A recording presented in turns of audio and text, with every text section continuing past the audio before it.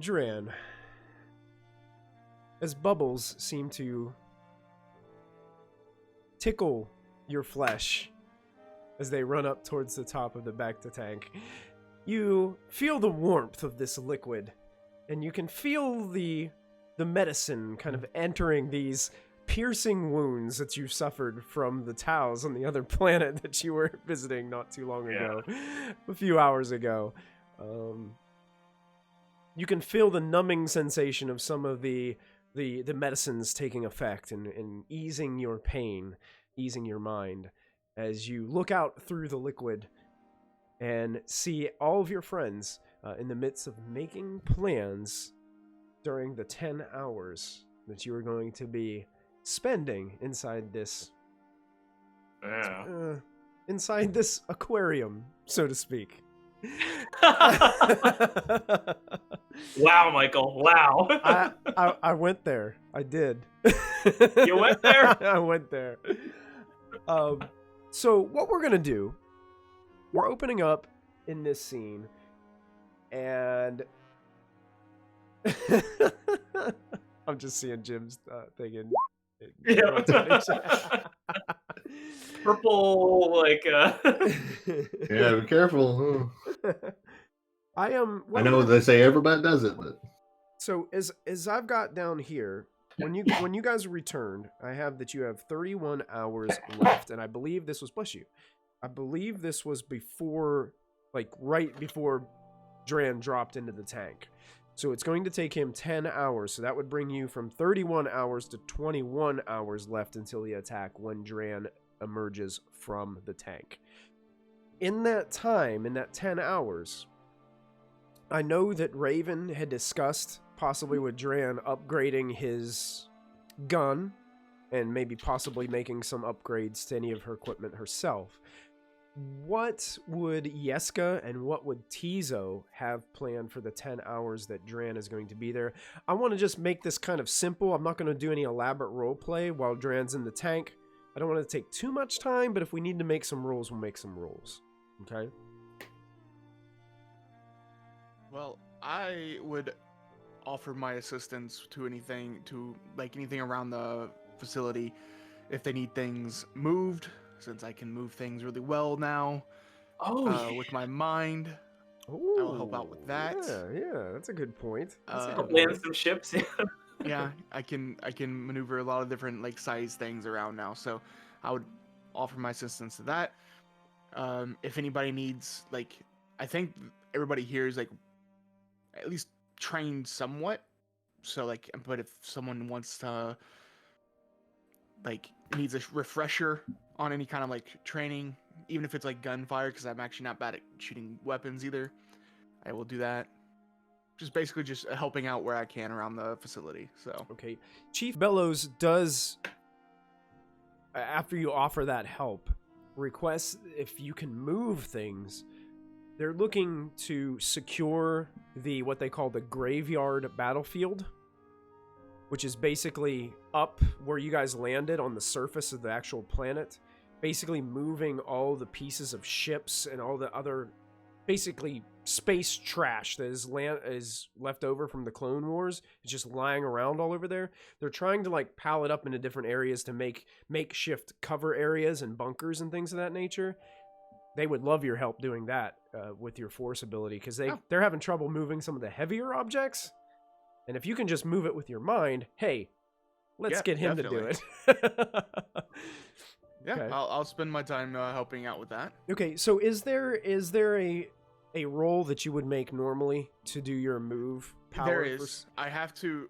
Well, I don't have to. There's no skill check. It's just if I can generate enough force. Okay, we'll go ahead and make that roll, and what we'll do is we're gonna just generalize one roll to simulate your success at helping to secure this battlefield.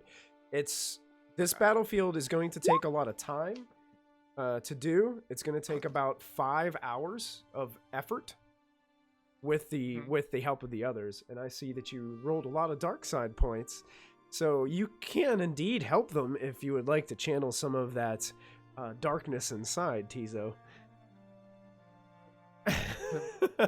use at least one more for that to even be able to move heavy objects. So I guess yeah, I'll use one, at least one. I'll use two just so I can get the range also increase. Oh, yeah, that's fantastic. I love it. Yeah. 'Cause I figured I'd probably gonna need that too. So what does that take? That takes I have to flip over a destiny point for that, right? You have to flip a destiny, and you're going to take 2 strain and 2 conflict in the process. Okay. From channeling your inner hate for this situation. You're moving things around, and you remember as you're working, Hate this box. you remember talking to your I hate friends. space trash. You remember talking to your friends about the slavers on Koak, and you just start to get this enraged by what they're doing there, and it boils up inside, and you can feel that hate kind of boil up into your force ability a little bit and kind of take control. All right, yeah, but you're able to help them. It's going to take you 5 hours, so you'll still have 5 hours of time when we come back to you. If you wanted to do something else, or you can choose to rest, which is also a liable option. Probably. Yeah, I'll probably just rest afterwards because that's probably gonna take a lot out of me for doing it for 5 hours straight. So. Yeah. True. Yeska. Right. I am also wanting to split up my time. Let's say 5 hours and 5 hours. I want to spend the first 5 hours in the kind of quiet corner that I can find, meditating on my sight. I've had like brief glimpses so far, not of vision, but of just heat. Mm-hmm. And it's really come in handy a couple of times when I've really needed it. And so I'm just spending time and just clearing my mind and just concentrating on sensing the world around me in this new way. Okay, cool. Let's go ahead and do another one of your discipline checks for meditation. Okay. The difficulty is going to be 2 purple dice, but you will need to add your 2 upgrades due to your blindness state. Okay. You said discipline? Discipline, yes. Not great at that, but here we go. Oh, success. Oh. It takes some time. It takes some time for you to really get focused in. You sit there and you meditate for about 2 hours, and sweat beads start to form on your forehead, and you're focusing so hard and so diligently that you're forcing yourself into some frustrations. You're starting to feel this rumble of the force around you, but it doesn't feel comfortable. It feels dark. It feels worrisome.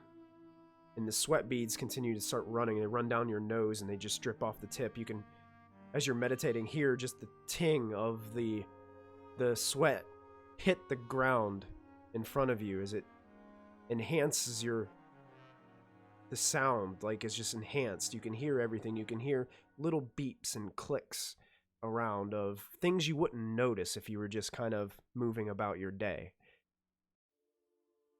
So you're going to take 2 strain for those 2 threat that you rolled. But then after about another 30 minutes, you take a deep breath and you push through. You see yourself almost kind of imagining yourself walking through this heavy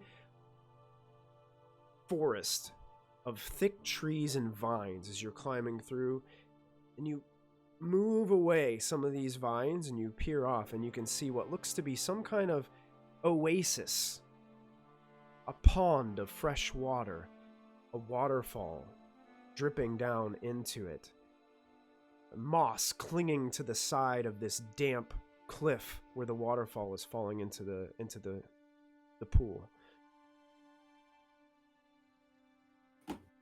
And you kind of climb down next to the water and you put your hands down to the water and you splash them up. Splash the cold water upon your face. You open your eyes and you can see your reflection. And as you're looking at your reflection, you see your eyes not as you remember them. You don't see them in that red irisless kind of form. But you see them more as kind of white and milky cataract looking when you look at your eyes, and you just reach down with your hand and you just kind of just barely touch the top of the water, and you watch as some ripples seem to dissipate from the part of the water that you touch with your fingers. And then you reach up slowly and you touch your eyes a few more times, looking at your reflection.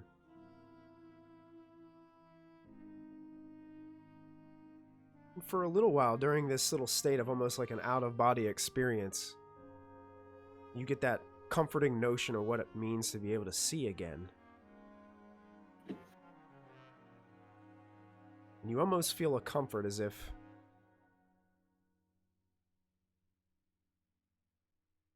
I keep on focusing, if I keep growing, if I keep learning, if I keep learning how to let the Force take control of my sight, maybe this will be normal soon.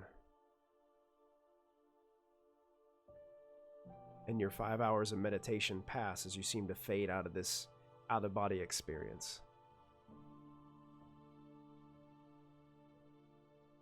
Though it was met with some frustration and stress, you leave this meditation period with some sense of comfort and ease, even if when you open your eyes, it's still darkness.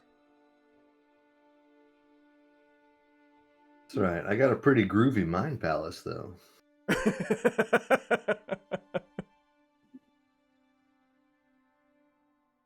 I'm gonna kind of just come back to the land of the wakefulness, and I'll let Tizo do his next 5 hours. Okay, I'll go. Actually, if Christy, I'm resting. if you're ready, Okay. did you want to do a couple of those? Are you going to still do those Yeah, mechanics? I'm gonna be doing. Yeah, I'm gonna be doing the modifications for Dren. Okay. Oh, Duran is excited.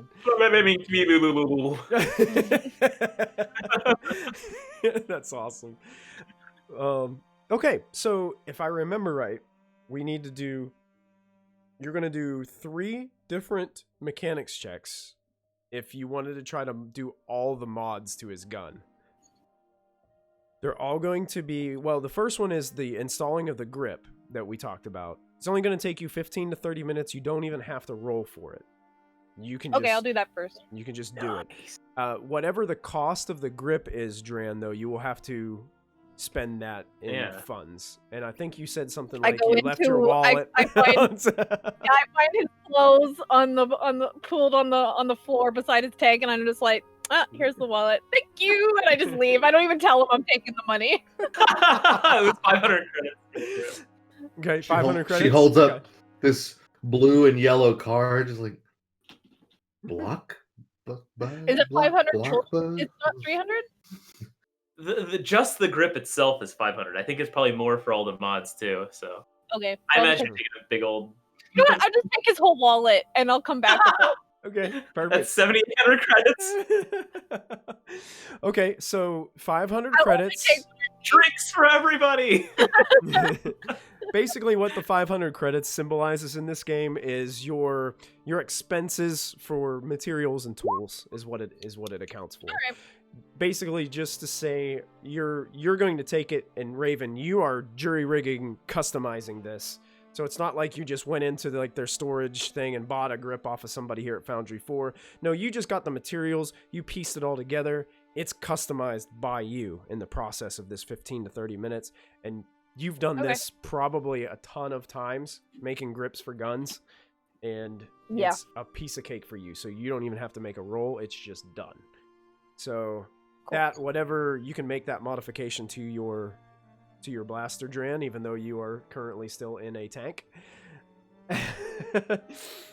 Now the other mods are where it gets a little tricky, because you have to make a hard mechanics check for each of these mods. So there'll be 3 mechanics checks. Each one takes 2 hours time, and I believe it was 100 credits per mod. as far as materials and tools are concerned. And I think Okay. 2 of them are for damage. So you'll make 1 roll, and it'll increase his base damage by 1 on each one of the. He has an option of 2 for that actuator that he purchased.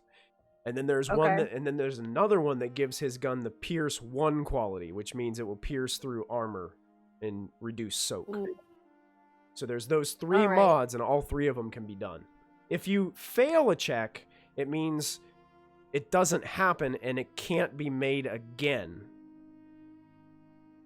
So it's like a one and done sort of deal. You have to succeed in order to get it.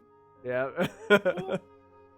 If you fail with despair, you actually break his actuator. Oh, Get a new one if it goes down to it somewhere. shit. All right. Yeah, let's start with the piercing, I guess. Okay, pierce +1. Okay. Yeah. So you're going to make a mechanics check against 3 purple dice. You got this. What could possibly go wrong? I'm gonna flip a destiny point for this one. Okay. Just- Okay, you can upgrade it. That Sure. seems to be the energy today. I don't trust what's going on today. In Uh-huh. game and out of game, so I'm gonna. Alright, let's see. Hey! Oh, look at that. Success. Wow. Wow. Yeah, so basically what that roll means is you succeeded and you apply the current mod to the actuator after 2 hours working time of modifying it. So, Dran, your gun now has Pierce 1. It was Pierce 1. I think So now now it'll it's be Pierce 2. 2, reduces by 7. That was the by most 2. important one. That was all. That was the That's what I important one. figured. I'm like, yeah, that's probably yeah. the most important one. Okay, so now we need to make a second one. This will be for the first base damage one. So this will be a second one with 3 purple dice. As would Big Raven money. would Raven have like her helmet off during this over the working bench? yeah. Would you, okay. Oh, yeah. She's like intently working on this stuff, moving things around. Are you going to spend another destiny point on this mod? I'll just save it for the last one if I need it. I'm gonna try without it. I'm Try gonna try without without it. Okay, this is for a Yeah. base damage increase.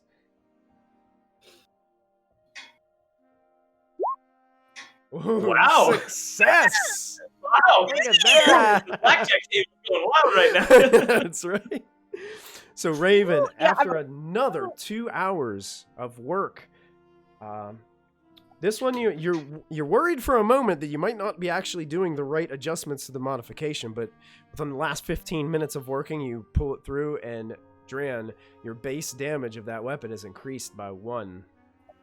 Oh my gosh. And That's I'm gonna use brutal. the light side. I'm gonna use the light side. before you make Oh. this last check, You're gonna upgrade it, aren't I'm you? gonna flip a destiny point, and I'm gonna Shit. use a dark side Sorry, I point, hope I don't break your gun. and you can It's up. Michael's fault.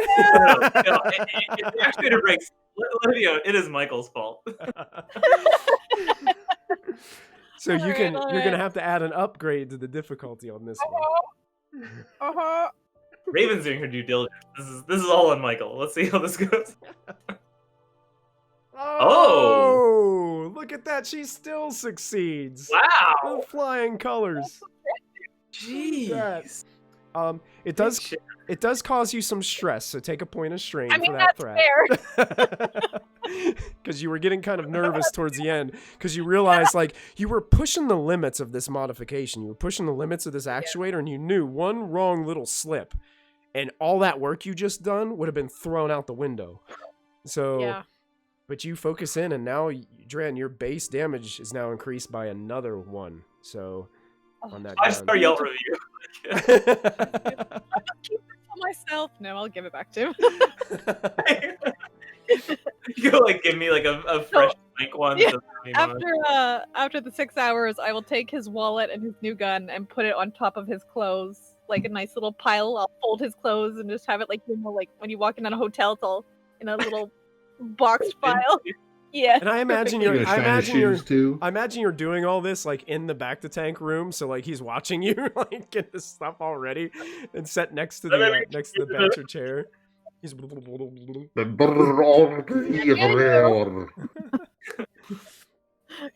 all right. Yeah, it looks like from what you can tell, you can't really see the modifications on the actuator, but you can see the new grip, and it looks really nice from through the aquarium.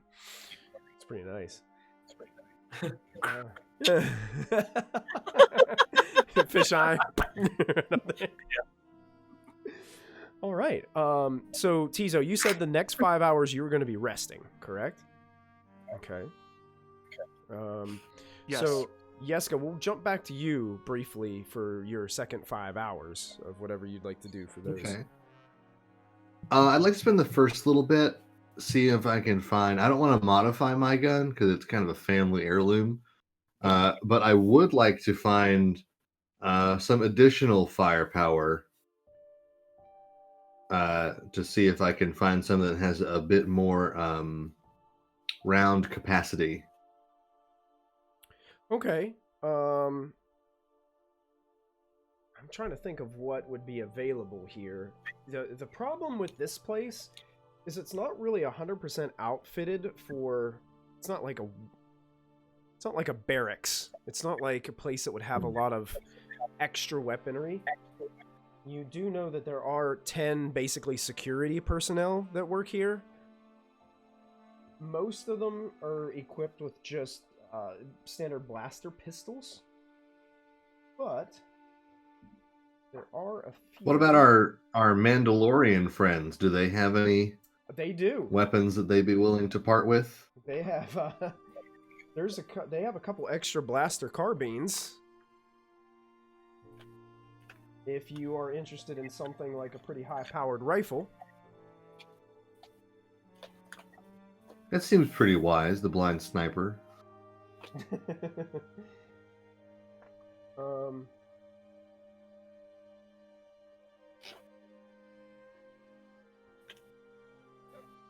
You also know that they, as you're kind of talking to the Mandalorians briefly, we don't have to role play it out, but they did bring a bunch of remote charges with them that you know that would be very useful for what you guys have discussed when it comes to not only fortifying this station, but also in your assault of the Star Destroyer that you guys had originally intended on doing. Okay. And I like that. We can and in talking, get a bunch of charges. Yeah, and in talking to the place them all over Mandalorians, the ship. theirs are going to be a lot better than the makeshift ones that come from Foundry Four. Foundry Four is just piecing together ones that they think will work. Mandalorians know theirs work. Okay. I'd like to get some of those and then, kind of have them walk me through how they work. Okay, perfect. Actually, it's really simple. They attach very easily to something mechanically, almost magnetically, and they have just a really simple remote. And you can actually wirelessly connect on networks multiple units onto one remote. Click the button, kablooey. And the way these work is they're not a sporadic charge either. They're targeted charges. So if you put them on, you are guaranteed that it's going to blast in the correct direction that you want it to go. Oh, so they're shaped charges. Yeah, basically when it explodes, the charge blows up from what it's attached to. It doesn't blow out. They're actually made to hook to things and actually destroy them. So seems like it'd be right up your alley for what you guys are planning on doing. I think so. I'd like to buy or trade or take off in gambling some of these charges from our Mando friends. Cad Solus basically looks at you and just take what you need. How many do you want?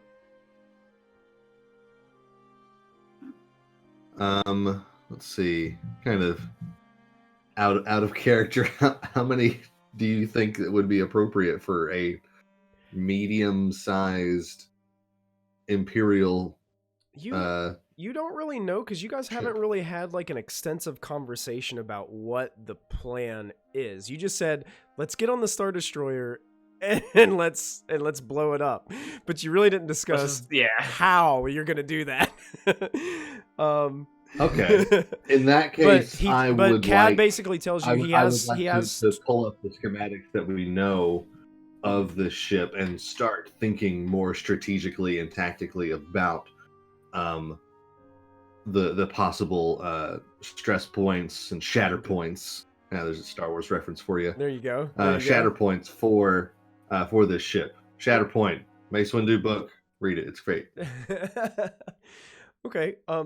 I would say this is going to be something that would take probably some time, and it may take you the rest of your time to do so. Maybe with the help of Cad Solus and Tarok, you guys could even maybe talk to the Cacique, Cal Corsa, have him included in that conversation. I know Tizo said he was resting, but you could probably pull him into the conversation if you were thinking about doing something like that.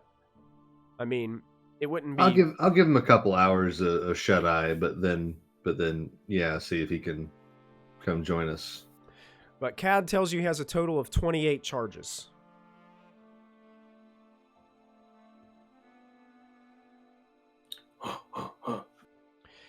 He does tell you. He does tell you the issue with 28 charges apiece. The issue with 28 is that only. He said a maximum of 10 charges can be hooked or linked to a single detonator. So if you take more than 10, you would have to have an additional detonator and an additional. Well, you wouldn't have to have technically additional person if they were holding both detonators, but it does create some opportunities where if you wanted to have two people with a detonator.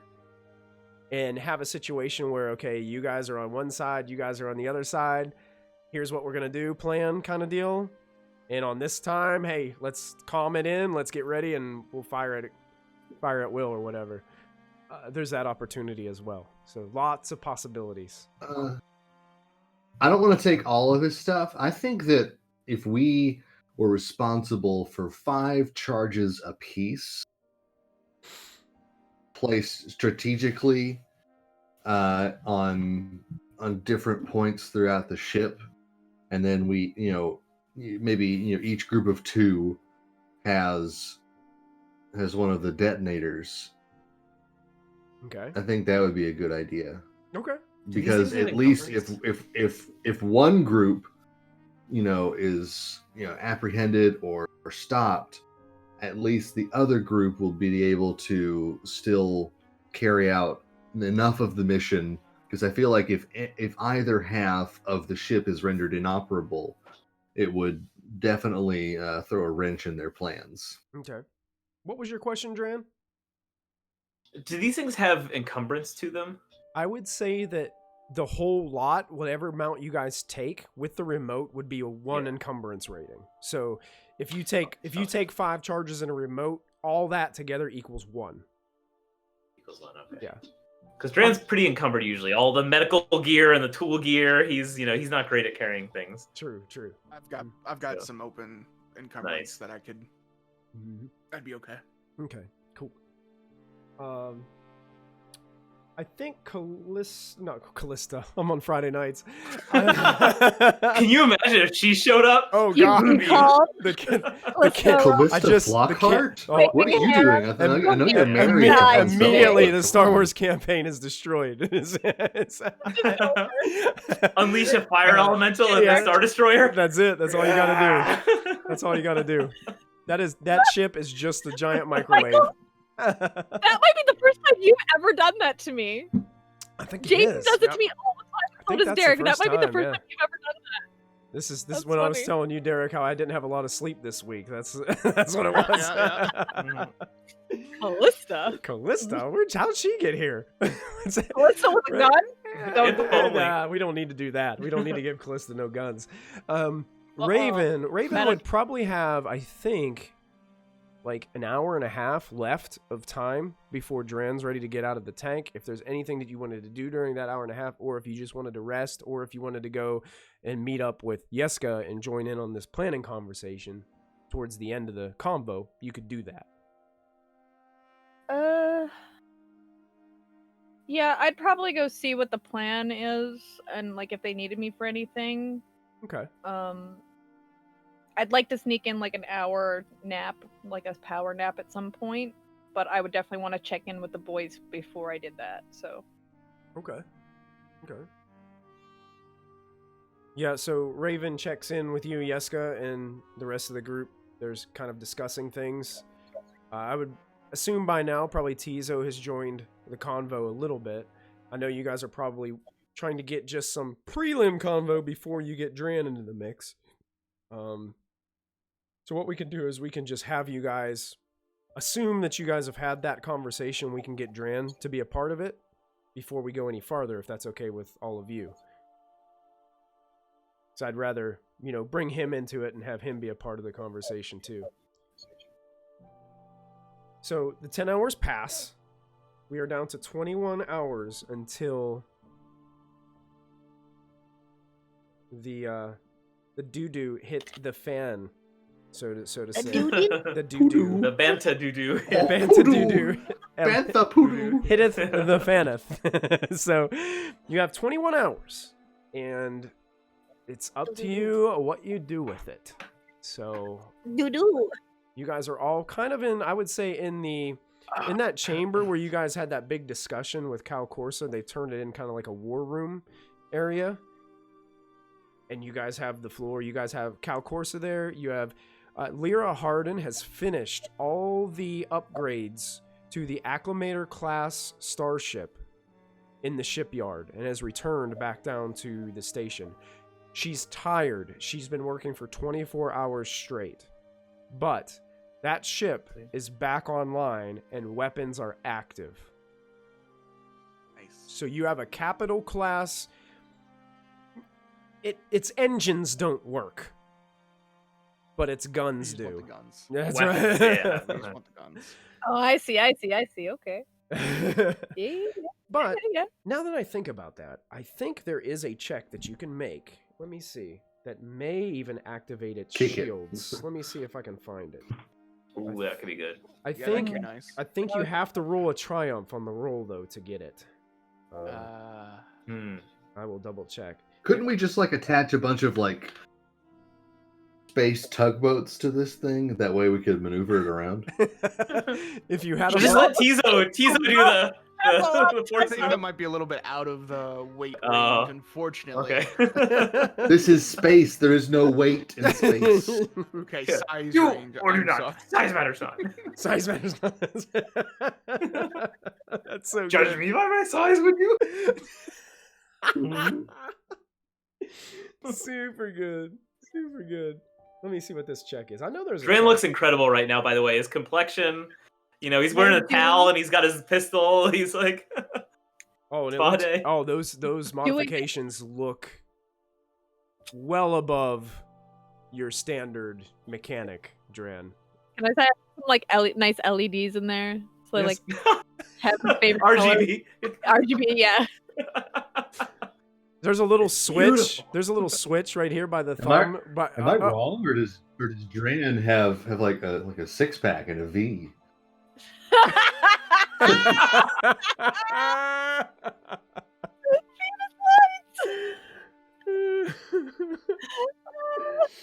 All right, God. actually, Oh god. because you Oh, guys, that made me cry. Yep. because you Oh, that was guys, good. Oh, that was good. My makeup. I made such a good joke. I ruined Christy's makeup. You ruined my makeup. Stop. Okay, I'm gonna leave this kind of in your hands as well. I'm gonna consider her a PC. So Lyra Harden is actually gonna make the checks, and she was in charge of these upgrades. She's going to be making a mechanics check, a hard mechanics check. Now here's the help her? deal: she has a mechanics rank 4. So she has 4 yellow proficiency die that she's rolling for this. Oh, damn. If you want to, you can spend a destiny point and we'll upgrade her roll on this. Say we go What for it. what it'll do is it'll just add another Yeah. green die to her ability to be able to succeed. Could I also give Here, her? I'll flip it. Could I also give her a boost Ow. since I'm also trained in mechanics? Well, the thing about that is you guys were away most of the time she was working or Oh, doing other gotcha. things. Oh, so fair. yeah. you No, weren't that's fair. We were there. you weren't technically We weren't there there. to be able to assist. If you were, yeah, I would allow it. But Okay. No, that's but valid. if you guys want to flip, I'll upgrade it once, and we'll see how she does. And if we get a, I had flipped it. what we really want is we really Triumph. need. A triumph. We really need I'll it. tell you Well, what I want. actually, or Really two want. advantage. Two advantage will be enough to do Oh. it. So let's see what she All right, does. Michael, you just need Oh. to have your luck that you had last, like the 2 sessions before. Right, we were just right. rolling triumphs all the time. That's right. Can we get like DM's inspiration here? Oh! Are you kidding me? There it is. So here we go. So what this means is you can Ship is spend. working. This ship is repaired. Super easy. You can spend. So reactivates the shields. It adds a blue boost to the mass combat checks on that particular battleground. So in the orbital battleground, whenever you guys get to battle, you guys will be able to add a blue boost. When we get to this fight, everything is done cinematically. It's going to be kind of like those of you that were in my Storm King's Thunder campaign. It's going to be a lot like the Iamrith battle, where things were happening behind the scenes, but the focus was on the players and what they were doing. So basically, there's going to be these things called mass combat checks, where we're going to roll one set of dice. And one dice pool is going to determine what happens behind the scenes. And then you guys are going to have the opportunity to be able to branch out and off and do your own things that will affect the battle. So there's a different set of rules for mass combat for this game, which we'll get into later. But that blue boost will help a lot because it counts for every single phase of that battle, of the orbital battleground. I'm going to write that down so you guys will know. +1 boost. Orbital battleground. Because now the shields are activated on that starship. Engines are still FBI down. listening and just hacked the system. We need a triumph. Oh, really? But if it can't move, it's probably good at that. Yeah, that's wild. Okay. And what I'm going to do for the other fortifications, because Tizo helped on the general fortification of the graveyard, and he rolled his force to do that, success adds a bonus of a blue boost to cover for all defenders during mass combat checks during that battleground. So you're going to get a blue boost on the graveyard battleground combat checks as well because of what Tizo did. Awesome. If they get to the graveyard.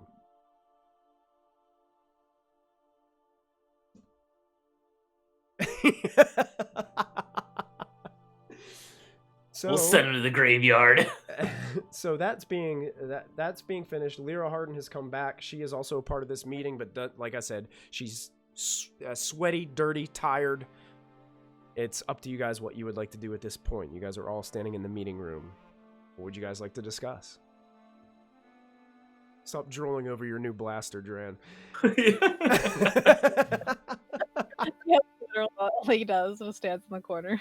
The grip is perfect. It fits my hands. My big, like, calamari hands. It's like made for webbed fingers. Yeah. Took some design liberties, but yeah. All right. So Chief Bellows kind of looks at you guys, looks at you, Tizo, and says, "So is the plan still to get on that ship?" I believe so. That is what we're still planning on doing, correct? I'm more of a person that you just point me in a direction and tell me what to do, and I'll do that. But I think that's what our plan is, right? Blow it up from the inside, rescue the spy that's inside. Yes, our plan is to infiltrate the starship using our disguises that we have, let's say, inherited from the Empire. And then we will use a variety of ship's charges to decommission this ship. That way it will not be able to be used against us. And then only deal with the other two, right?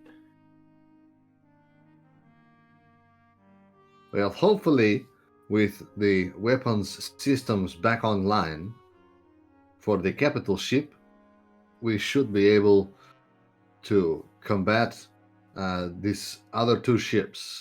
That and whatever small fleet we have.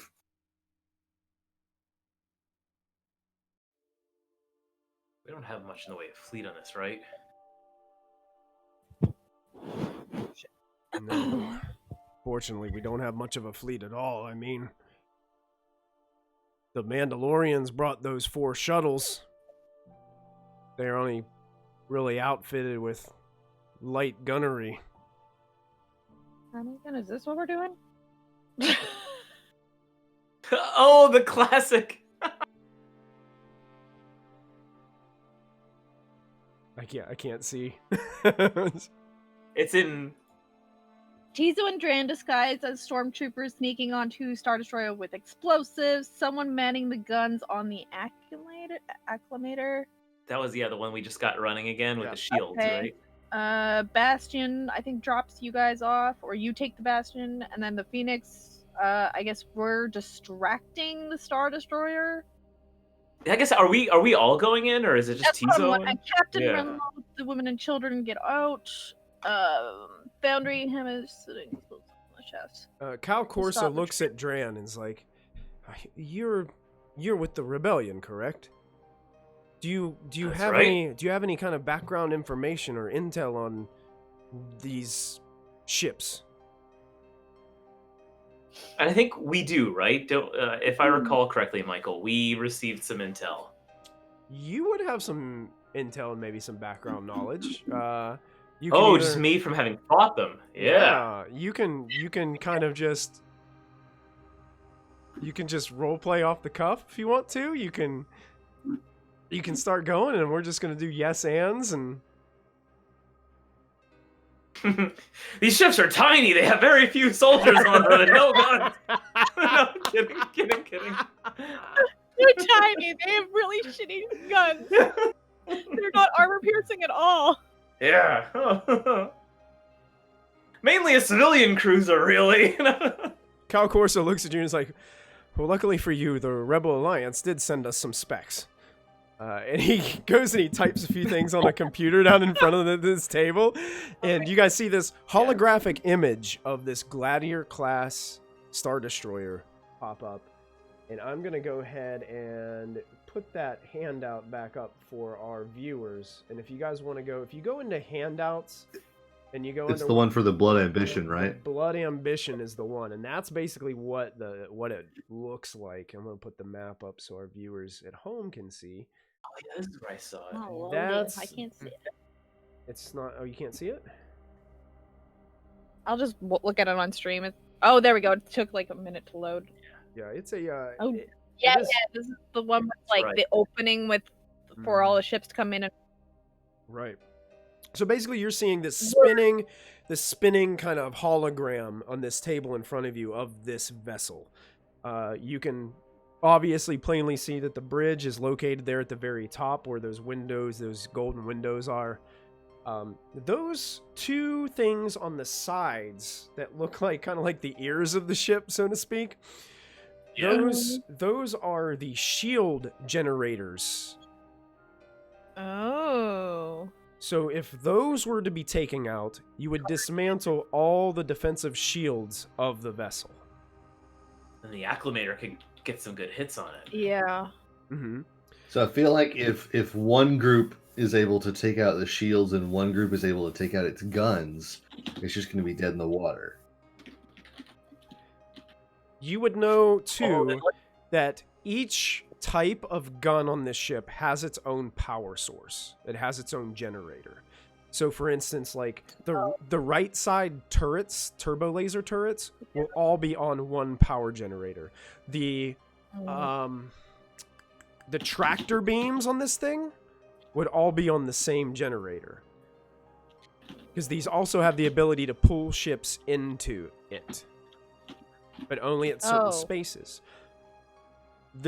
The weakness of this particular ship is that its shields are weaker in the rear, than they are everywhere else at a base level. Now they can shift they can shift the shields like you guys can in your vessels. You can always use computer systems to shift it. But most of the time the shield generators are heavy in the front of the ship and on the sides.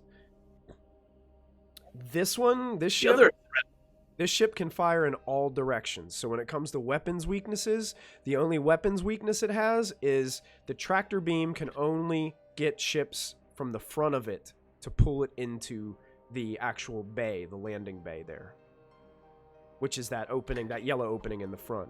You also notice that these ships can carry no more than 24 TIE fighters on them, which is basically the equivalent of a squadron. So I'm seeing like on the wings, it's got like these kind of gun installations. What is it? Is it safe to assume that they have the same kind of installations on the bottom of the wings as well? Correct, they do. So do they have, like, I know they're all on separate generators. Would they have like tracking modules for like targeted tracking? They do have that we could scanners. disable, They do have scanners that everything? could be disabled. Yes. Okay, that's What if we something- could hack? What if we could hack into the guidance systems of these weapons and Because then have they can them only forward turn fire. They on? couldn't fire around them. If we can disable their tracking and their computers, they could only forward fire. I think that's a good idea. The idea that I was going for was that instead of letting them shoot down our forces, what if we hacked and altered their guidance system to shoot the other two ships? Oh, that's even better. Do we have that kind of hacking capability? I don't know, Doctor. Do we have the ability to splice into the Simon, Imperial always so system? Here's the issue with that attempt. That attempt would require hacking from the bridge of this vessel. You'd have to be in the main computer mainframe of this vessel. Bridge. I mean, Draenei could get you there, but Yeah. Yeah, Now, just cut off the other thing for us to like, consider wrong is that, you know, at the end of the day, no matter what we do with weapons and its shields, if this ship gets close enough to the planet, what is it? 1,200 troops it can drop? Yes. And you guys Maybe we go after the engine. You guys would also know that it definitely has drop ships for stormtroopers, which can carry from anywhere from like 20 to 30 stormtroopers on each one of the drop ships. They're very similar to the ones that if you watch the new Mandalorian series and the new episodes, they're much like those stormtrooper drop ships that you see coming in during that middle episode. Could we try to take out like the thruster engine so they'd just be spinning, like they'd have no control over where they're going? That's I also still a think the possibility. best option here is just still taking out the ship if we can, like just destroying it completely if we can from the inside, instead of just targeting these specific systems. The one thing that you're worried about with Is it gonna is it gonna be enough to actually destroy it? Because these are directed charges that you're given by the Mandalorians. They're worried that even if you go after like the main reactor of this thing, that it may be enough to disable it, but not enough to actually blow it up. That's the that's the hesitation with everybody in the room is they're not sure it'll be Where enough. Yeah. Well, So- why don't we just get into the cockpit of this thing, seal it off, and then just space everybody? The bridge we're trying to rescue someone too, right? bridge, There that's right. is someone on it. Yes. Yes, there is someone. And- The intel that you guys have been getting is actually a spy that's actually on the Blood Ambition. Agent Yeah. Nath Do we Aliko. do we know where this agent is stationed on the ship? Undercover is the captain's adjunct? Is that the... Yeah, that's the What you one. told us? Yeah, Agent Nath Aliko. That seems like a bridge position. Yeah. It seemed like a bridge position. Yeah. She You do get some intel from the Rebel Alliance, as you guys also have this, that the agent's plan was, once the battle began and the distractions were there of the battle, was going to make her way to where the escape pods were on this vessel, and she was going to release an empty escape pod, and just let it go, and you guys could use that hatch as a place to seal up and originally get her off. But that would mean that you guys, that's kind of for like a quick, hey, we're going to grab her and run. What you guys are planning is something different. So that was her original intent, but you guys can always change the plan and send that information, and it will get to her in the means that they've been kind of transferring this message. So whatever you guys ultimately decide, she can change her plans based on it. Now the thing about releasing an escape pod is it automatically triggers an alert in the bridge. Yeah. So they would be aware of a escape pod jettison when it happened. Mm-hmm. It sounds to me we should try to get them to stay in the bridge, and we try and take control of it. And in that way, even if we fail, We'd be able to their control the cover whole isn't ship. blown, and they should be still fine. Right. Hopefully. Right. Yeah. That's fair. Okay. Here is my proposed plan. He does. We sneak aboard with our stormtrooper armor, so we can move about the ship. We've got enough time to kind of alter the armor so that it fits us well this time, and that way we don't have to cram your head into a bucket. We make our way up towards the kind of that center column. One group moves to take control of the bridge. One group moves to plant charges to disable the shield generator. And hopefully we'll be able to take out its shields and then take control of its weapon system and guidance system, and be able to take control of this ship. Can two of us take a whole bridge? Well, you're gonna have Mandalorians and others with you. I would suggest the So Mandalorians. you want the Mandos and the Tals to storm the ship with us? I mean, it's probably your best bet. That's true. Although aren't they're worth a lot of. I mean, if they were on the planet, they could hold off. Let's assume we fail and troops I'm get not through. saying all of them, but Yeah. as many as we could probably carry on, like a ship. Perhaps the Mandos could act as a distraction, is that they could have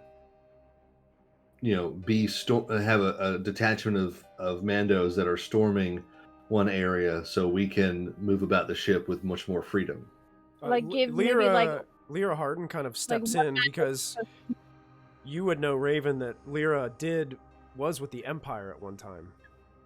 And she kind of speaks up and says, looks at you, Dran, and is like, even with stormtrooper gear on, in order to get into a bridge of a vessel of this size, you're going to need officer level clearance. They're not just going to let stormtroopers just walk around into the bridge. Oh, yeah.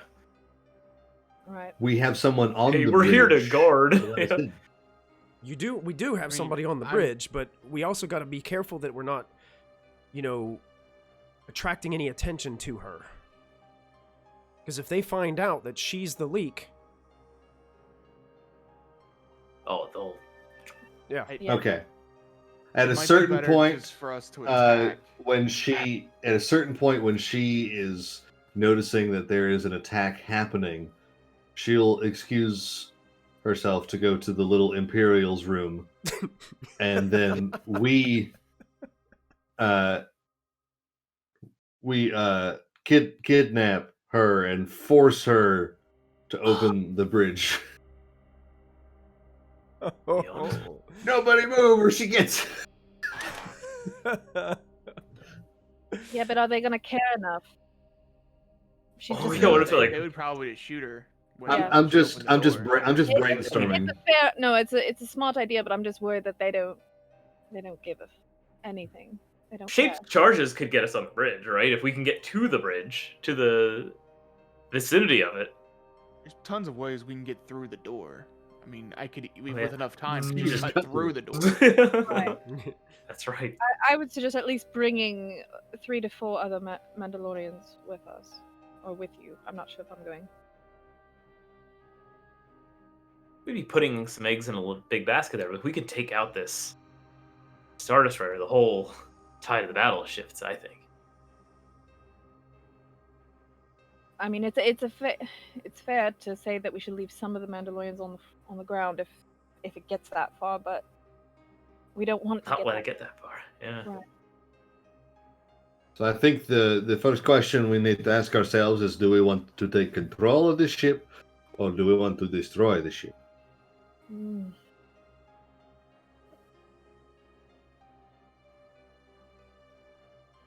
I mean, ideally, we would destroy it, but I don't know if we have enough firepower to do that. I do Full not on think controls. so. Star Destroyers I think it have is. built-in self-destruct. Like if they're being taken over by another thing, do they have a self-destruct system? Oh. Because if we took over the bridge, we could just self-destruct and get off the ship. Ooh. You would Don't let the rebels get I this don't know, ship. that's Yeah. what I'm asking. Dran, you would probably know that they don't necessarily have a self-destruct, but what a lot of captains of vessels like this do is if there is a threat that needs to be neutralized, they will deliberately crash the thing for the Empire. Hyperspace jump into the sun is what he's saying. Basically, it becomes a suicide missile, and whatever target they want to put it against, they will drive it directly. They're gonna try to hold of the planet. They're gonna try to drive the ship into the planet. That would be a problem. Just crash right into the base. This is why I think that stealth might be our greatest ally until we can reach a point where we can do some damage. Lyra kind of looks at you guys and says, the question still remains, how are you going to get on the vessel in the first place? And Cal's like, true, I mean, they're coming in with attack on their mind. Yeah. Well, our ships have stealth capability, but I don't. Yeah, that's a good point. Yeah, silent running will only get us so far. I mean, the weak spot of all of these vessels, from what I can tell, is sneaking behind them some way and boarding the ship from behind. But that would require... a distraction. True, or just to wait until the right time. Perhaps let the enemy engage. Give you guys the opportunity.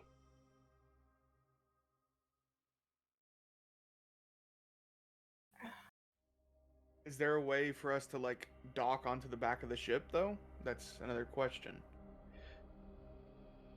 That's the issue. There is another way. Although it's highly unlikely to succeed. But why didn't you list that among our assets in the first place? Well, because it's very unlikely. On the back of the vessel, there is a garbage chute.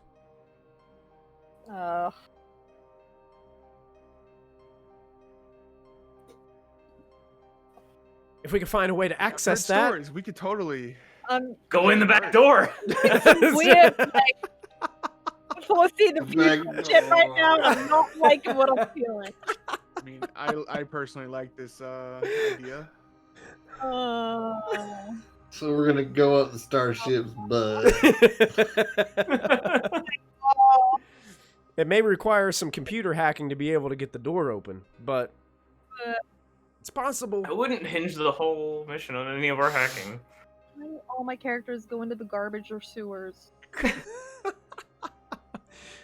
Well, good news is the chute should be pretty clear because they usually unload before they go into hyperspace. So they'll be coming out of hyperspace, you know.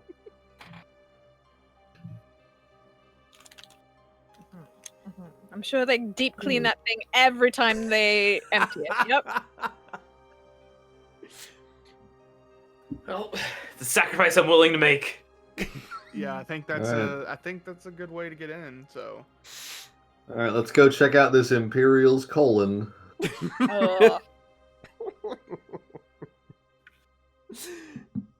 Fantastic. all right, so we have the way in.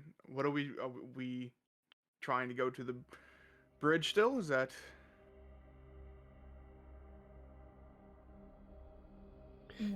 From the garbage chute, it'd be a lot easier to get to the bridge. Obviously the escape pods are going to be down farther in the vessel, probably near the center of the vessel. So it would require you guys to move. They wouldn't have like bridge. They wouldn't have like bridge escape pods.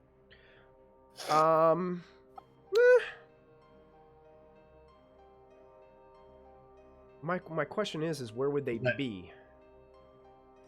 They Because typically most don't. of the times the escape pods usually just fire straight down towards like a planet. They're not made to like. So usually I would think they're typically on the bottom of the vessel. So I imagine that there's some kind of fireman's pole that the captain slides down. There's like this. There's like this big. There's just like a big tubed slide that just down into the. No, he probably has his own captain's lift. It that probably can take him some kind of elevator, you know, straight in down. there.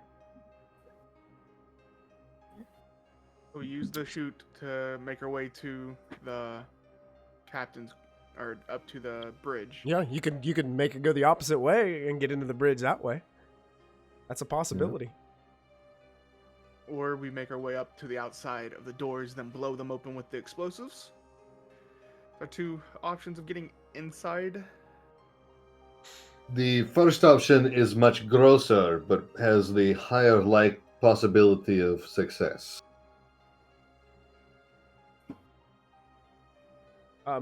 As you guys are discussing, all of a sudden the door opens to this location, and you see one of the engineers running into the room. Tizo, you would recognize him. You don't know him by name, but you've recognized him from up working in the battlefield. It looks dirty, looks tired, sweating. It's been working very hard up there. Runs up to Chief Bellows and starts like talking to him. Hey, Chief, look, we just found something big. We uncovered probably an entire platoon of old Clone Wars B1 battle droids. And looking over them, they're still in pretty good shape. They just got trapped, and they've been there for a long time. I think we can reformat their controls. We might be able to use these. And there's also... Roger. There's also, underneath there was also 5 droidecas. Roger. We might... Droidecas. You did, and they ripped you guys to pieces. Like we might be able to get those functioning too. And the best thing about this, listen, Chief, there is a whole squadron of Vulture class droid starfighters.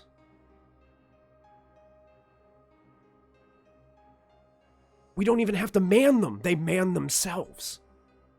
Or somebody could control them by remote. Either way.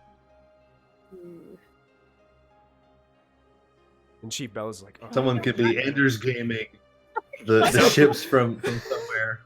I want a remote drone attack people. That sounds fun. So basically, Chief Bellows is like, oh, thank you for the information, and go ahead and get these things cleaned up and collected. We'll see what we can do. And then turns back to you guys, and you guys heard the whole conversation, so you guys know what's up. And he kind of has a glimmer in his eye as he finds out this information. It's hard to trust old battle droids, but it's hard to pass up an opportunity when one presents itself. It could be a decent distraction, yeah.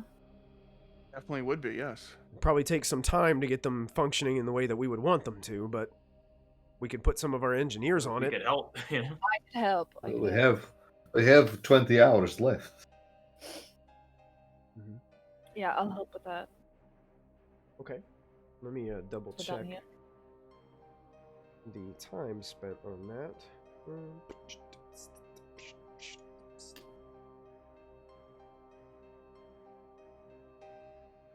Okay. I'm These reviewing droids the- could provide good distraction, I think. Mm-hmm. Yeah. Yeah. For sure. Especially if we're going to Especially take some of the fighting Mandalorians with squadron. us, you know? Yes. Yes. Is if we are taking this tube, it would eliminate our need to sneak through the ship in disguise and allow us to bring Mandalorians with us.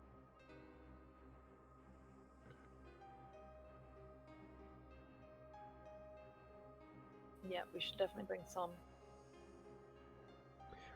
This isn't going to require a check to do the Okay. droids, but what it will do is it will take time. It's going to take 10 hours to be able to reformat all of these, but what you'll get is 50 B1 battle droids. Clankers. You'll have 5 droidecas, which were those like rolling droids that have the big shields that stick out of them and go and just blast the smithereens out of people. And you'll Two of have them almost wrecked us. Yeah. and you'll have 24 what are considered vulture class droid starfighters, which were used during the Clone Wars.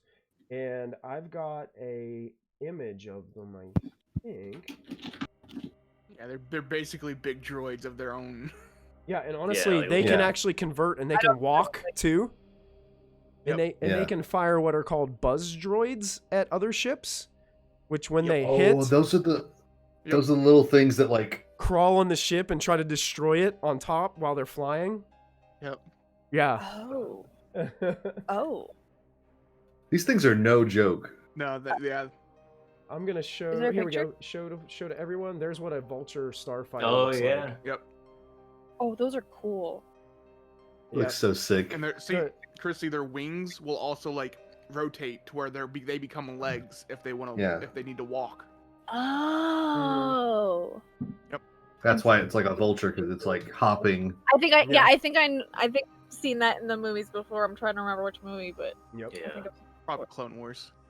It's in the prequel trilogy, yeah. Yeah.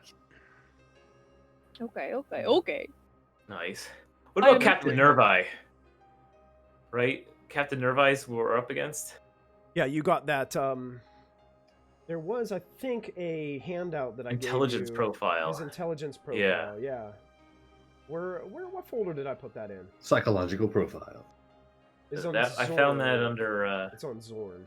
yeah. Yeah, Captain Rauchio Nervi profile. That's a little background information on basically the leader of this assault. Yeah. He has a knack for redeploying his forces mid of battle. Plan is to enter the system, overwhelm orbital defenses, right? He's got Keeps this a variety foresight. of mistresses. Okay, I'm gonna dress up as a girl and I'm gonna try to seduce him. It's gonna work Yes. perfectly. Why just leave it to me? Oh, wow. Oh no, my server is interrupted. That six pack might come in handy. the lusty Mon Calamari maid or whatever. You know?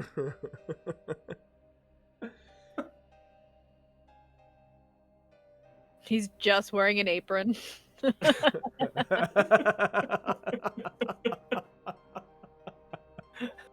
He's got an emergency set of underwear that instead of having the Rebel Alliance patch, it's got little Imperial patches all over it. Mhm.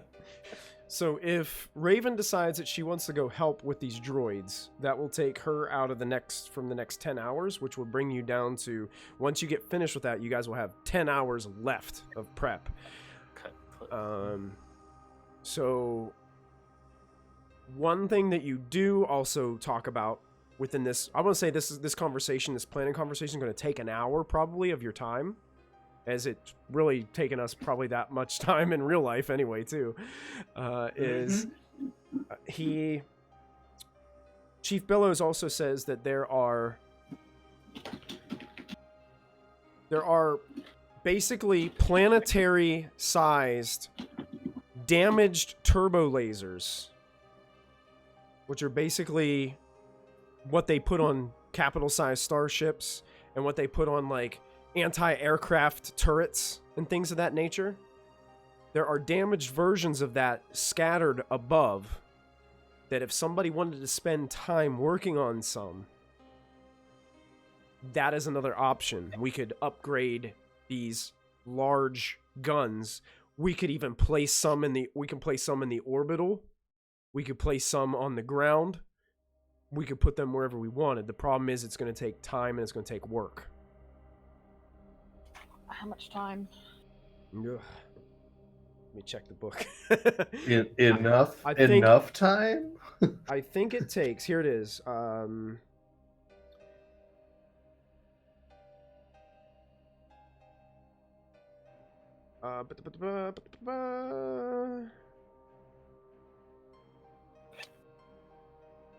10 hours of work, assisted with 10 engineers. And you make a check at the end of the 10 hours. You make an average mechanics check. And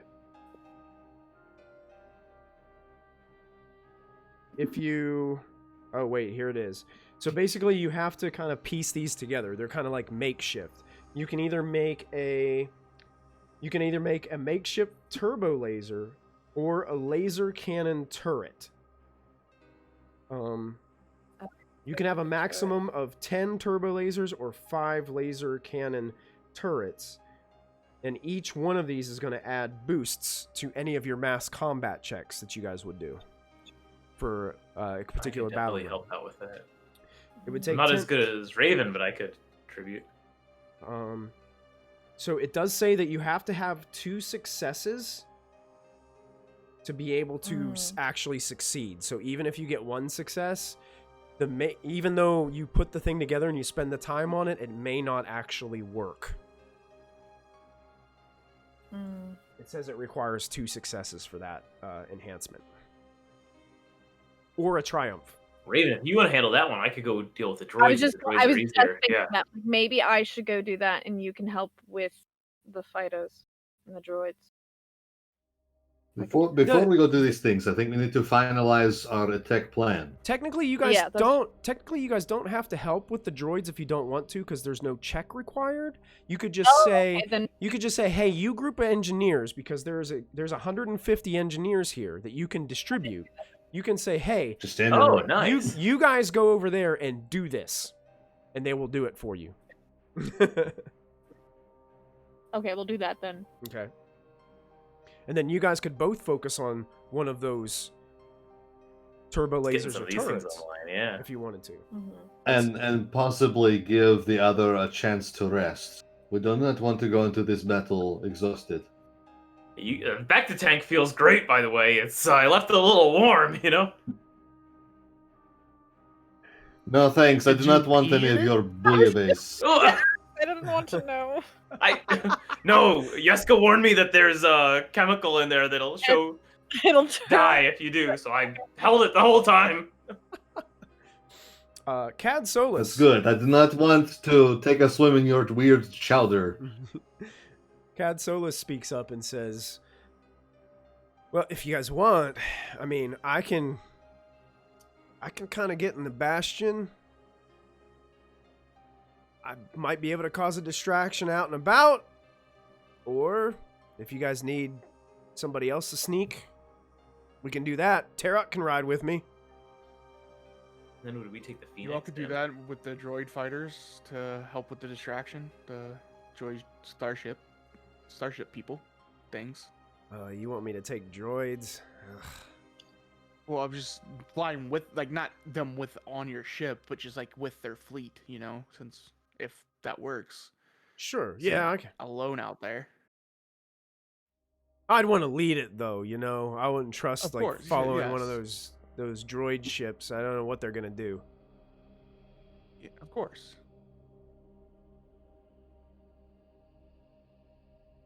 Okay, so here is the plan that I have in my head so far.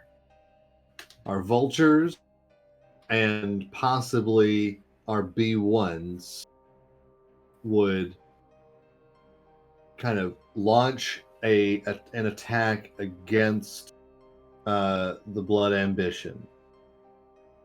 We and a team of Mandos go through the garbage disposal, trying to make our way up to the bridge. Are we wanting to also take out the shields, or we want to just focus primarily on taking and controlling the bridge? Can we do anything to the systems from the bridge? We could probably Like, if turn we- the shields off from the bridge. I mean, I wouldn't. You can control Because everything. I from the bridge. imagine the bridge control would be able to take control of any system on the ship. Yes. And I think it would be much better to wrest control of this weapon from the Empire rather Give it to than the let it be used rebels. against us or destroy it. We may only have a little bit of time on the bridge before hundreds of, troops come in to get us. Well, hopefully the Mandos would be able to hold, Yeah, we keep you them out in know, the hallway.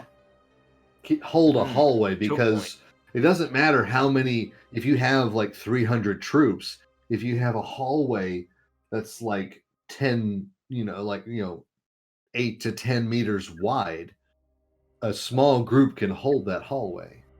And they won't bring out explosives, so they don't want to blow up the ship they're on. Right.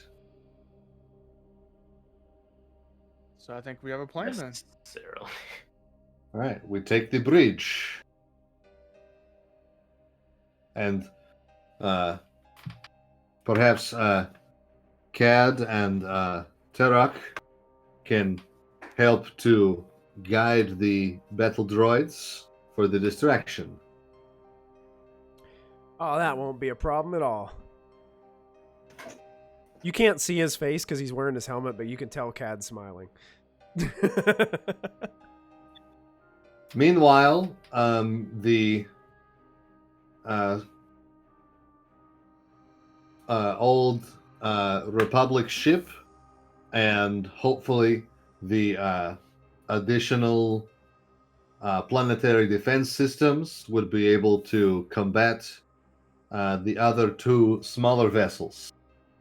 And you guys also remember you have the pirate ship, the Akari 7, that you guys talked him into staying to help defend at least the initial assault. Yeah. He also has women and children that he's going to need to get out of there if things get squirrely, which is also Yes, Okay, that was my main so job for him. That his job, what he I was going to think do is he was going to stay kind of on the outskirts, fire the large weapons as needed, and if the battle started coming to him, then he was out. Renlo was taking the women and yeeting. Yeah. I like this plan. I think this plan has a high probability of success. Question I now. calculate 83% success rate. Right, but Oh, so, yeah. so we take the Phoenix to the we take the Phoenix to the garbage chute. Who drives the Phoenix and has the getaway? Like, who's going to be able to get us? It stays there. It's What attached if- to the ship at that point. What if they take it It's while like we're on the docking. bridge? Can right? we? That's what I was assuming. Because you need an airlock to be able to transport from one ship to another. What Can we just leave somebody it on the back? what somebody was going to have to do is probably hack the garage door for the chute. They're going to have to open Right. it, and you're going to have to park the Phoenix in the trash chute. And hopefully no one flushes. True. So it's Perhaps- also our escape route if we need to escape. Perhaps our rebel ally would be able to open the chute for us.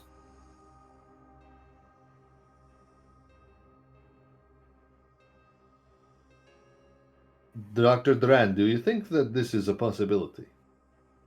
If we could communicate it ahead of time, it may be safer than relying on me hacking it. Because listen, I've used the computer like 4 times in my life. Congratulations, we have just reached 84% probability success rate. Duran, you would know that probably the issue with her opening the garage chute for you is anytime something happens like that on a vessel like this, it's going to send a ping to the bridge. Like, Yeah, and the then bridge they're will be going- notified when the trash chute is open.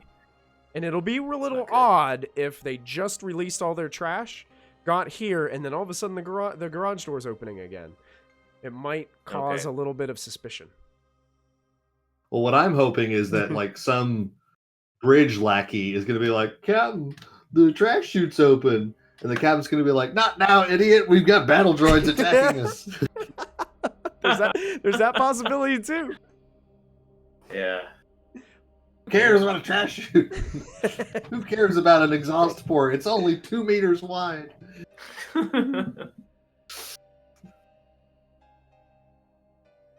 I think it might come down to Dren. You just trying to hack it. Okay, let's bring a spacesuit in case I can't hack it. One of you guys can get out there with your lightsaber and cut it open. Cool. Okay. That's gonna take some Maybe time. But sure. Maybe Tizo ought to be the one who handles that, because I might have cut no the issue wrong with that. place. Alright. Okay, this is a Listen, good plan. Lyra Harden speaks up. Listen, I think I can get you in, no problem. But I'm not leaving your vessel. That is watch the fine. ship. Sure. Yeah, you That can just stay with the ship. I can get Yeah, you. you could Pilot just ship. take a nap inside the ship while we go and Might not save the wanna day. take a nap. No, Do you know how to fly a ship? you know how to pilot. I am not a skilled pilot. No. Okay. But computers I can handle. Mechanical programs and things routines. I can handle. Well, just how about just this? out of curiosity, out of while- game, Dran, what is while the your doctor- computers, Dran? Just out of game, just so I know. My computer's is just 5 green. There's no skill. It's all brains. Lyra Harden's is 3 yellow and 1 green for computers checks. She's better. I definitely Way definitely better. think, yeah. Way better. Yeah. But Even Okay, with you I having have- an extra green. I have suggestion. Yeah.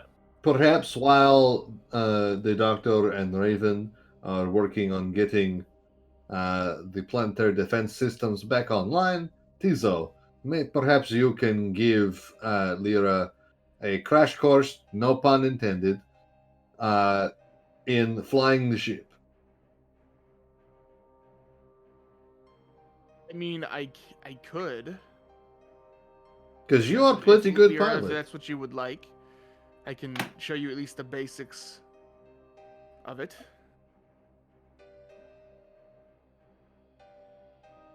Tizo, you are very I mean, we're worried not asking. about this because you know it takes longer than the span of just a Uh-huh. few hours to know how to Yep. do this. Oh, I know. But Enough to like dock and undock. Like it's like teaching your kid how to We're like not park a asking- car. Oh we're god. not Right. asking her to do any of that. It's just because she needs to get out of the ship is what I'm thinking. She could at least get out. Hopefully, Get out and hit the back. hyperspace button. We Go could to somewhere we also- pre-programmed for. Also, yeah, I was gonna Yeah, say just have a few like automated systems. yes, there's automated programming, For and her. if she's absolutely in a pinch, she can calm us from the Phoenix, and we can talk her through it. Because there's been many times where student pilots get stuck up and don't know how to land, and you have to bring them down from the tower. Oh. Yeah, I mean, I can show you some basic things. We're not going to take the ship out, but I can show you how to Right. engage the autopilot or. Worst that case kind of thing. scenario, contact us, and we'll get you out safely. Okay, I can also put a channel encryption on all of our comm links to prevent That possible would be a Ooh. good idea too. Yes. hacking. There you from- go. From the Empire themselves, idea. they won't be able to hear what's going on. She's We'll good. be completely ghosted. Yeah. Secure network. Good idea. You see, this plan, it is coming together very well. I now predict 85% probability success rate. Adventure as the party prepares for the Imperial attack on Xorrn. Healed up a little bit. I think Tizo was the next person that was planning on using that back to tank a little bit to heal 4 up. hours. 4 hours spent in there. So I would say, so we're down to 20 hours left after the planning session. So I know some of you were planning on taking 10 of those hours to possibly makeshift turbo lasers or some kind of anti-aircraft twin blaster lasers that can be placed in battlefields to help. What will you guys do with your last 20 hours? I'm going to go hire some mercenaries somewhere. Keep in mind, like, resting is also an option as well. If you want to just rest, that is perfectly fine. 8 hours of rest will clear all strain and heal one of your wounds, if you have any. I will rest after I do the guns. Okay. The turret. So your main goal will be to build a turret and then take a rest. All right, and that would give you 2 hours before the battle for any last-minute preparations. Okay. Okay. I know Tizo said 4 hours in the tank. 4 hours, then I'm going to show the lady that's going to go with us how to do basic, like, enabling autopilot and that kind of stuff. So, like, I don't know, probably like 2 or 3 hours on that, and then I'm just going to kind of like relax and, like, you know. Oh, actually, for my rest, could I get in the backup tank? Yeah, you could. Tizo would be out of it by then, so yeah, you could. Yeah, I should do that. Okay. How long would you need to be in the tank? I don't know how long the... Every 2 hours is 1 wound healed. I am so messed up. All right. How much is so messed up? Like, I don't think I healed at all last time because I'm still sitting at 17 wounds. Wait, Oh what? My God! I Why did you know let if I did Dren- that wrong, but apparently I've been sitting at... I just looked at it now, and apparently I'm sitting at 17 wounds. So... This whole last 20 hours, she's been working hard, and she's been bleeding everywhere. Like, yeah. We thought it was oil, but it's just blood. The medical droid has just been following you around with a mop, going... Instead of Like the little... I just want to get Did in I the... not heal? You I can't could've- heal- wounds I don't could have heal after, like, swore combat. somebody did a medicine check on you. Yeah. Well, we did Because for- I we did think you for- did. I did 4 medicine checks last session. I don't know what that was for. You got rid of my crit. You got rid of my... No, I but do you crits. guys did. Well, You that- guys have to make a separate one for healing. So if you want to, you guys can go ahead and, since that was from that last encounter, you can make a medicine check on Raven now for that encounter. I'll give Drain a boost. It would be better maybe if we wait until she does some Bacta, because then she's going to be less damaged and easier to heal, right? I'll do the back to first. True. then. Yeah. Oh, true. Yeah, because it's harder to heal if I you're gotta damaged. I'll be right back. Okay, sure. Yeah. So yeah, I'll do the 8 hours, so that's 2 for... That'd be It's 4 4. wounds. 4? Yep. Yeah. It's actually not that great. I didn't realize she was that. Yeah. Because Chrissy was too busy I mean, planning! like I said, it might be better for you just not to worry about the guns, like the ship guns that you were going to try and repair, and just get in the back to take. So for you that. being That's healthy 10, are that's 5 more wounds right there. if you yeah, don't massive do that. asset. Alright. So Don't worry, I'll get the guns running. Alright. you need to get So- you need to heal. I'll stay So you're gonna frickin' let back. Dran take care of guns? begrudgingly, because she probably forgot she was injured, because she's going on pure adrenaline, because that's how I'm meant to be In real life, gymnastics this, like, mental gymnastics. Why Raven has been walking around with a broken rib and not doing anything else but work. Well, begrudgingly, Raven forces Dran out of the medical chambers so she can get into proper attire to go into the back to tank. You definitely That's don't want to another go in. 5? Yeah, another 5 wounds if you do the 10 hours. 4, 5. Okay, that's better. I'm down That's to 8. 9 wounds. Sister Skullkid says, "Can't heal now, plotting others' demise." Exactly! That's right. You know how I feel, Citrus. You know. So you're going to be spending those 10 hours in the tank. Well, And just 18 technically. 18 hours? Yeah, 'cause the 4 Hey, I'm hours. sorry. I've got to run out and grab something real quick. I have an emergency delivery, so Oh, okay. Sure. I'll run it back. Just assume that Yeska is off doing more sight meditation. Got it. Okay. You got it. Will do. Yeah, because you were gonna do the 8 hours that you were gonna sleep too, right? Yeah, I was gonna do the 8 hours I was gonna So sleep you're in gonna there. do 18 hours in the tank. That's legit. You can. Not happy about it, but that she would does be it. 9 wounds, correct? 9 wounds healed Altogether, yep. altogether. Okay. How many are you left with? 8. You'd be left with 8. So then after you get out, with that 2 hours that you have left in that time frame, you could do a medicine check. And also the medical droid is also here that provides a boost to that medicine Right, check as right. well. So remember, you guys do have. Can I stack my boost on top of the medical droid? I forget if we could or not. Sure, and this droid actually comes with an upgrade on that medical check as well. So remember, it has an upgrade and a boost. The only reason you didn't get it that last time is because somebody screwed up something and the medical droid was getting tired, I think. If medical droids can get tired. It's probably just sick of you guys. Greasy or rusty joint. Yeah. Cool.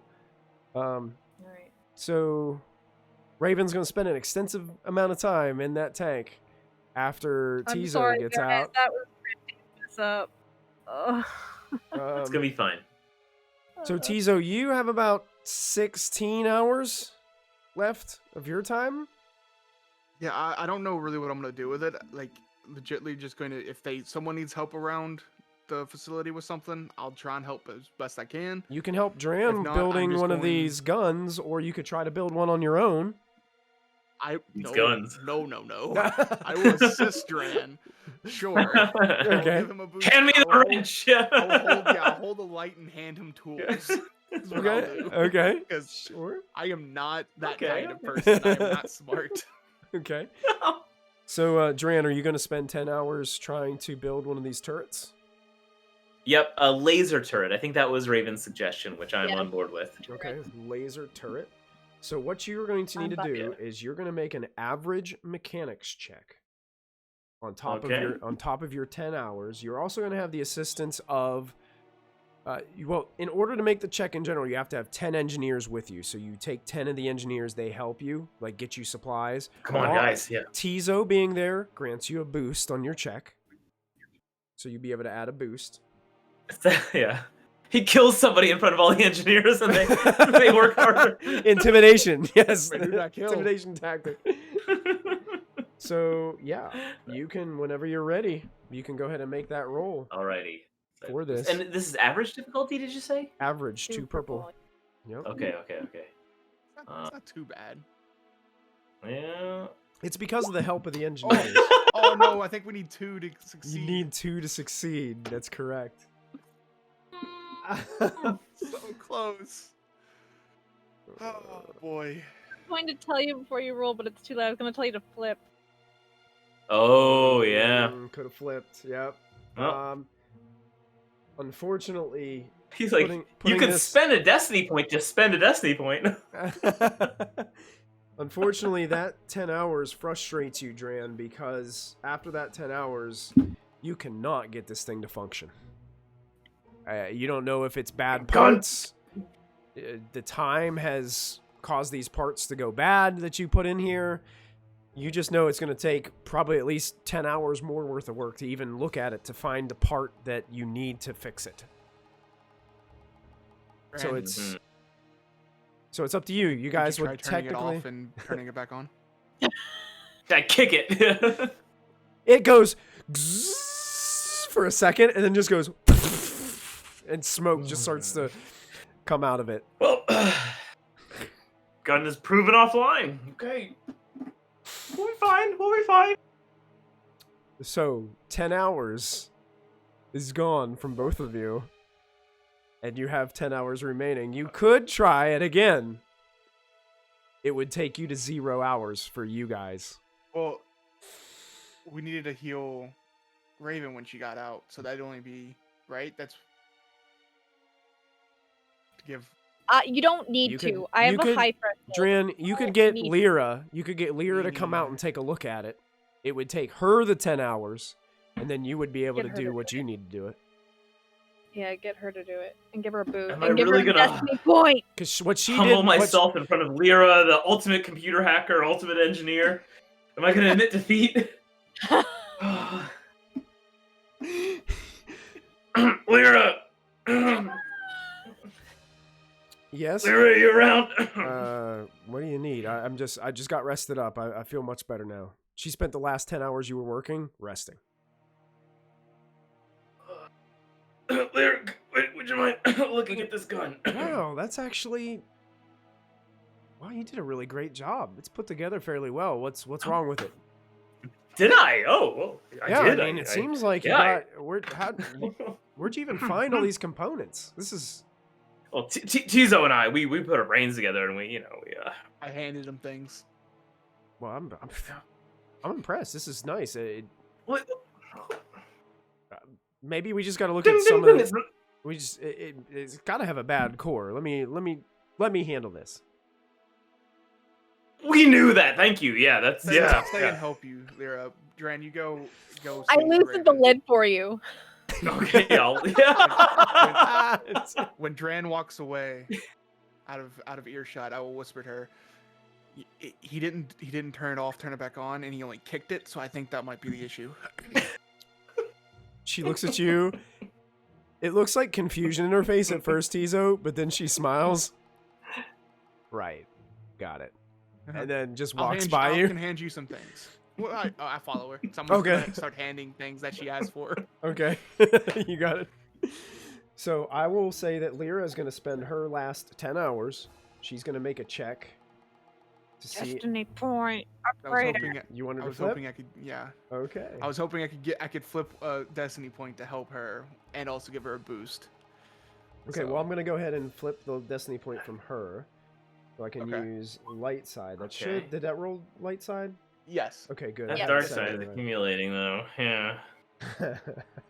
Just in time for the blood ambition to arrive, right? Yeah. Mm-hmm. So We this need a.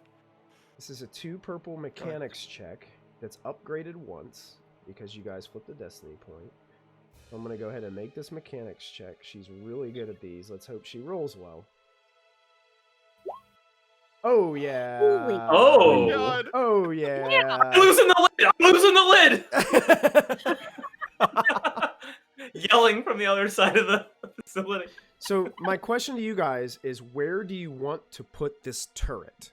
Because these turrets are customizable to any place. Now there's 3 major places here. You can either put it in orbit to help with the aerial attack. You could put it on the ground to help with if they get by you guys and get down here. To help with like when they start deploying land troops, you could have it here to help them there. Or you could actually place it in the foundry somewhere, like behind the blast doors, and have it as a defense system there. But these are anti-aircraft sort of. These are planetary scale guns. So putting them down in the foundry may not be the best choice, but It gives gives you drop ships, right? it's a possibility. I think it's Generally, either in mechanically, orbit what or on mechanically the what ground. this does, mechanically for rules, it's going to add a blue boost to the mass combat checks made for that particular battleground.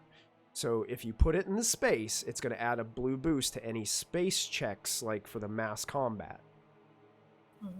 If you put it what on are the blue ground, boosts that we already have?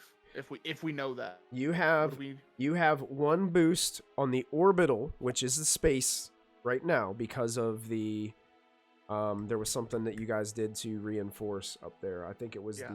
the ship. You also have a +1 to the graveyard battleground, so you have boosts in both areas right now. So if you Okay. put wherever you put this will add either a boost to the foundry, or it will boost again the orbital or the graveyard. I think the orbital personally, just so we can hopefully hold them off there first. If I higher agree. chance of them not even getting past it, is Yeah, what I I think. I agree. Okay, so you Okay, guys got so orbital. +2 boosts now to your orbital mass combat checks, and Lyra personally makes sure that that turret is placed within the shipyard that you guys. That's where you got all your ship modifications. That's where this acclimator class, old spacecraft was. It's now currently partially back online. And that will take her to 0 hours. So she is out of time. And Tizo's out of time. He's at 0. So, and I think Raven would only have 2 hours remaining when she gets out of the tank. How does Yeska want to spend his last? Is there anything in particular for the last 20 hours? And keep in mind, 8 hours of rest. Any hours of rest is a choice that you guys can make if you choose. I think I want to rest, but I want to spend some more time in meditation first. But instead of like sitting myself in meditation in a quiet place, I want to try to find a place where I can kind of meditate through like sword forms like kata, so I can like keep myself limber and like find a way to kind of like meditate and try to sense things around me as if I were in combat. Okay. Go ahead and make one more additional discipline check for me that you made before with your meditation. Mm-hmm. Same difficulty, 2 2 purple. purple, 2 upgrades. 2 upgrades, that's correct.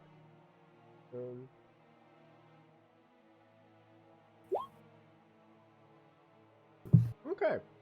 So you're focused. You actually make your way into the storage facility because it's bustling right now because people are coming to look for materials to take to Tizo, who then takes them to Lyra in order to fix this turret.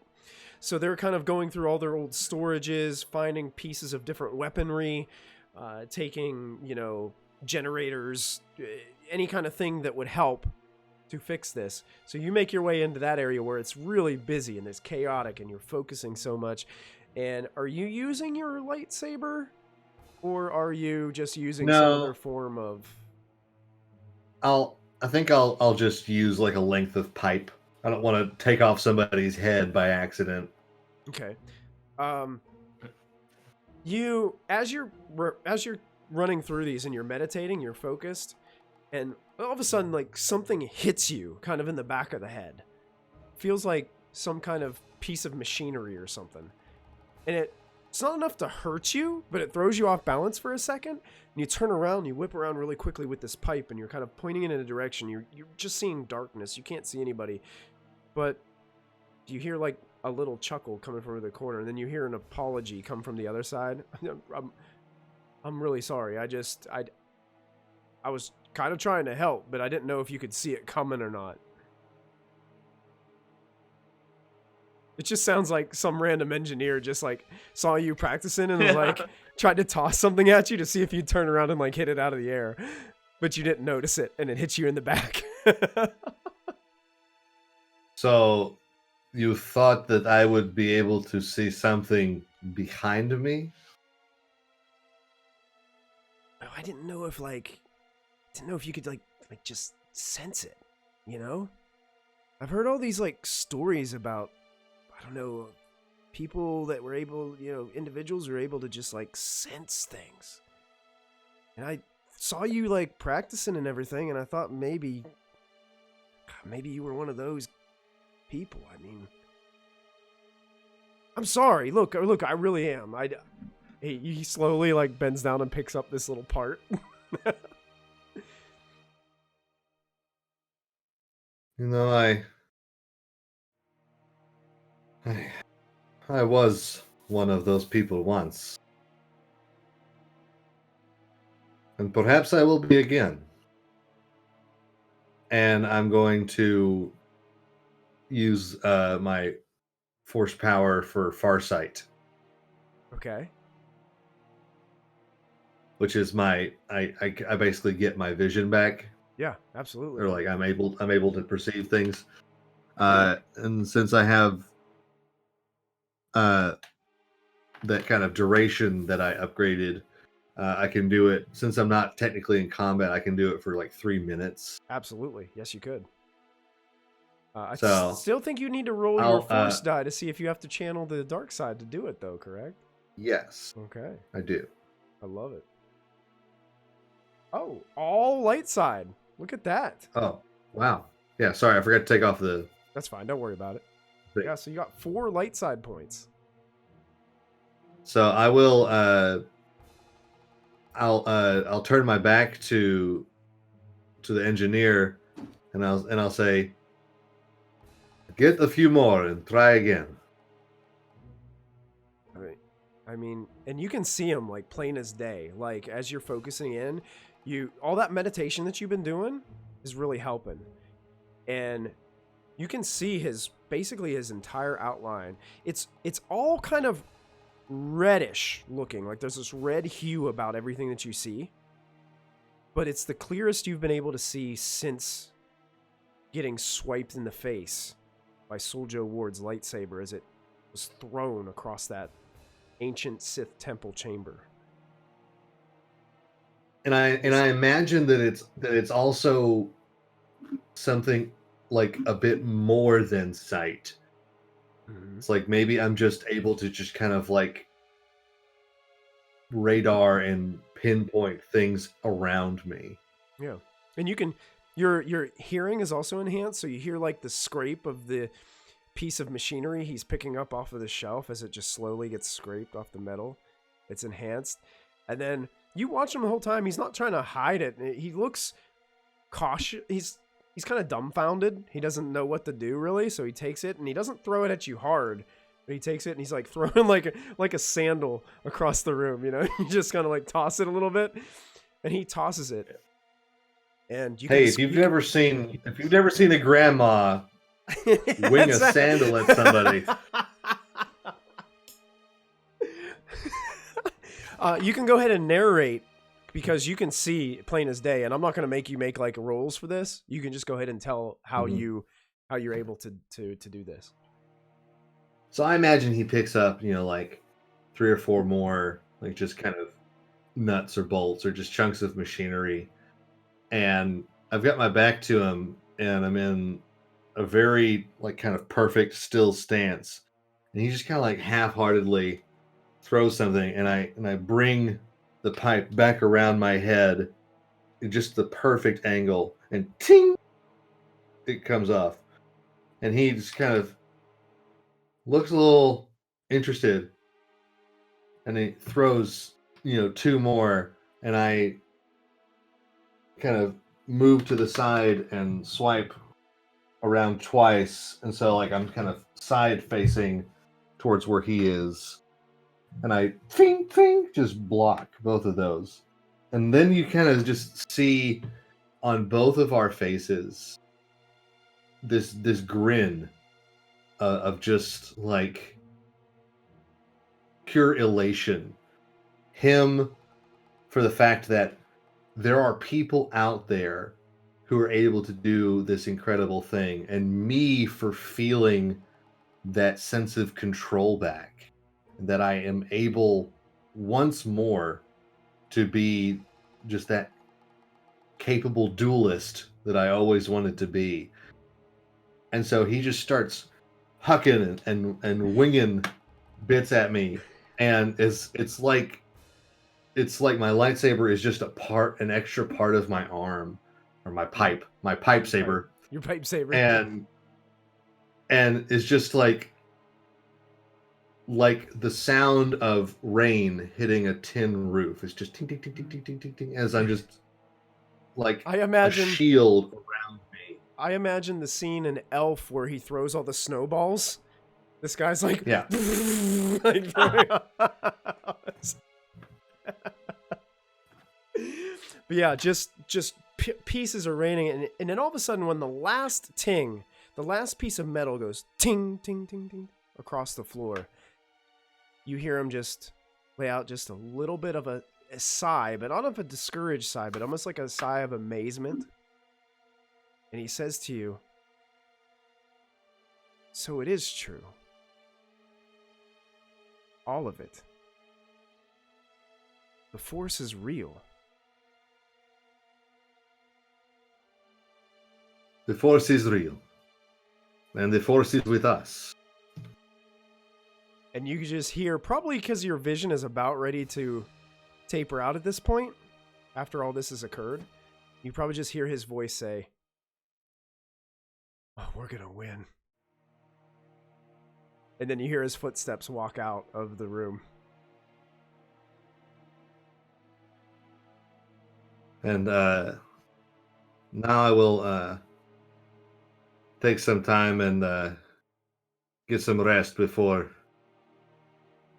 it's time for battle. Okay. And I think it maybe took me a couple hours of working out, and then I'll get myself, plenty of sleep. Great Okay. night's sleep. Perfect. 9 hours. Okay. So let me ask And you then guys. with whatever time left over, I want to go find Tarok and we'll go have a couple of drinks before battle.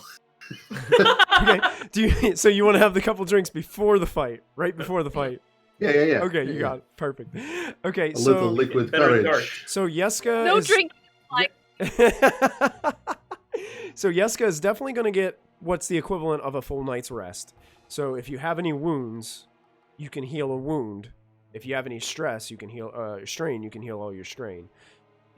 So I would say, Dran, when you were in the tank, you would also got what would be the equivalent of a long rest, but you just Spa spent treatment. 10 hours working on a machine that didn't work, and you have 10 more hours, so you'd be up for 20 hours straight. Did you want to take a rest before attempting to heal Raven? Yeah, I'll be doing some napping and meditation. Okay, you to got make it. sure that I'm refreshed for the battle before I heal Raven. Sure. Raven, the tank time would probably be up at this point. You would have 2 hours of your time remaining, as it seems like all the other time limits have been expended. right. As you hear chuckles coming down the hall from Tarok and Yeska, as they seem to be enjoying some beverages. Noted. Thing he What will we can't. do with the drunken sailor? Oh, right. Well, Sister- neither of them gonna be. Sister fun. Skull Kid's Yep. like, yep, 85% chance. Yep. I love it. With the drinking, it's now down to Totally up. 84.5. 84.5. Gotcha. 0.5%. All Okay. right. Still high. Still high. So Dran, you and Raven essentially have 2 hours as you're rested up. And she's still wounded even after the back death, right? Yeah, she's still showing some wear and tear. It would. You seem like she would need more time, and time is just something you guys don't have. She's currently stretching at the moment. All right. You want me to take a look at the last wounds that the back didn't get? Yes, please. Patch it up a little? All right. Let's try. So, I bet this is average. Is this average or is this easy? I'm 8 of 21. I think. Is that easy? Let me double check. There's a chart in here that said something about it. Yeah.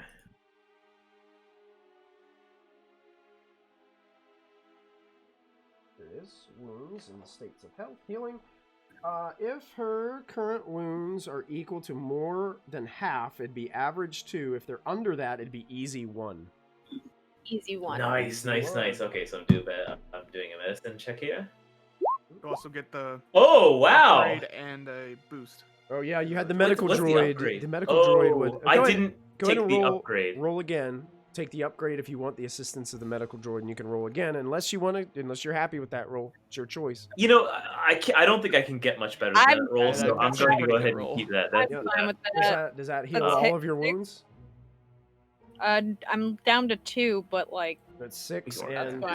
I'm- 3 strain if you want to heal 3 strain Yeah. as well. down with 3. I'll also toss her 2 of my stim packs and say, take 2 of these every 24 hours. Thank you, doctor. So you can add 2 stim packs to your sheet, and Dran can take 2 off of his. Oh, wait a minute, yeah. Take 2 of these and call me in the morning. That's right. 2 of these. Okay. I would say that only took a few minutes. Technically, if you guys had anything else that you wanted to do within these last 2 hours, Raven and Dran. Pray. Focus on the I'm gonna force. go do some target practice with this disruptor pistol because I'm more used to heavy weapons, but I'm going to try and. This is narratively speaking. I've upgraded my light ranged weapons, so I'm gonna go do some target practice and get a little bit better at light range weapons. Okay. And actually, truth be told, the Mandalorians have set up a target range within one of the storage units down here. And they've been actually showing some of the people here, like, been doing some trainings with the weapons that they brought with them. So you walk in there, you can see there's a few Mandalorians still working last minute with some of these people to try to get them somewhat proficient with some of these weapons. Keeping them the simple, like, light blaster pistols and things of that nature. For some of the ones, actually, the ones that are probably here now are probably ones that the Mandalorians are like, okay, whatever we can do with these people, let's just try to get them. Let's see if they can just fire this thing and hit, the broadside of a barn. That would be improvement. So yeah, you take some time and just fire away at some of these targets. Basically setting up different things down the target range and just firing them, and the equivalent of shooting cans off of a fence, kind of deal. I'm practicing with my jetpack as well for moving targets. Oh, nice. Actually, Cad comes in probably halfway through that, seeing that, and he actually joins you. Hell yeah. He's trying to, you can tell, like, at first he was just watching, and then he was like curious that if he could do that too. So then you see him start going. It's a little rough at first, but he's picking up on it. I'll give him pointers. Okay, perfect. Yeah, he's pretty accepting of it. He knows what you can do, so he trusts you. And you guys are spending your last moments doing that. Yeah, I'll just give him pointers on how not to, like, strain his system and to, like, use momentum to his advantage so he doesn't have to, like, burn out the engine. Okay. Eventually, like, within your last, like, 15 minutes, Kasik, Cal Corsa, walks in and is just kind of, like, watching the final preparations and watching you guys, like, flying around. Looks like he's just, like, watching and very impressed with what you guys are doing. And all of a sudden, the comms of Foundry 4 start to activate, and you can hear somebody on the other line. We've got 3 contacts at the edge of the system. 2 raiders and a gladiator. And the comm goes click and goes silent. Thank you so much for the follow, whoever that was. I don't have my my stream up. The red soup. Thank you, Red Soup. Glad to have you. And then Cal looks at his comm and kind of calms back in and says, just what we expected. And then looks at you, Raven, as you kind of land right next to him, hearing this, and Cad kind of lands with you. Well, I guess it's time to see if that plan of yours is going to work.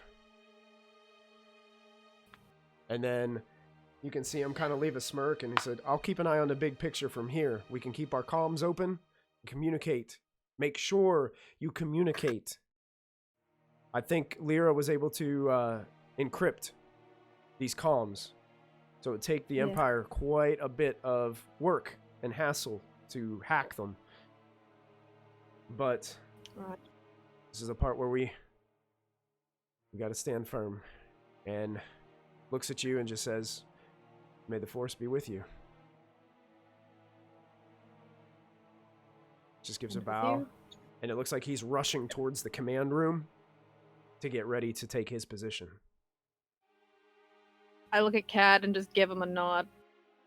You can tell he's smiling under that helmet. It's go time. And he starts just heading, looks like he's heading right to the direction of where the Bastion is parked. All right, boys, let's round up over comms. You hear Cad It's yelling, time. Tarek, get off the cup. Let's go. Yeska, get off the cup.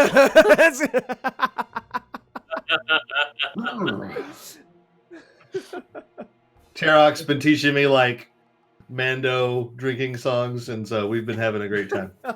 Yes, I love it. Love it. Okay. So,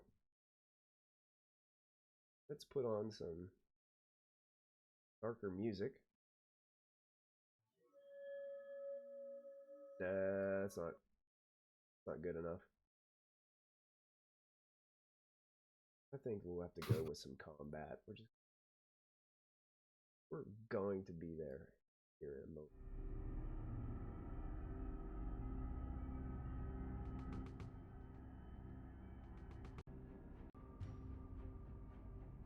I like that. That'll work. So, as the tension builds, and you guys get this comm in there, apparently these vessels have entered the system and have been tracked on the scanners. You guys have all gotten this information. It's been patched in through the loudspeakers. It's go time. What do you guys do? I'm already heading to the to the Phoenix. Phoenix? So. Okay, you're running, making your way down the hallways. Running down the halls. Okay. Yep. So I'm rounding up Mandalorians to follow me to the Phoenix. okay. Tarok, you can see he's getting his gear on. Fits kind of snugly on him, but he gets his helmet ready and on, and yeah, fits kind of snugly. And he looks like he's boarding the Bastion. It looks like Cad's already in there, kind of flipping some switches, getting things ready, as he's about ready to drop the lid on the cockpit area to take off into orbit. Question. Yeah. How many Mandalorians do you have? Did you say you had a total of 8? If you are sending Cad and Tarok on the Bastion, that will give you 6. They can all fit so- on. You can take them all if you want to, or you want to leave some here to help out.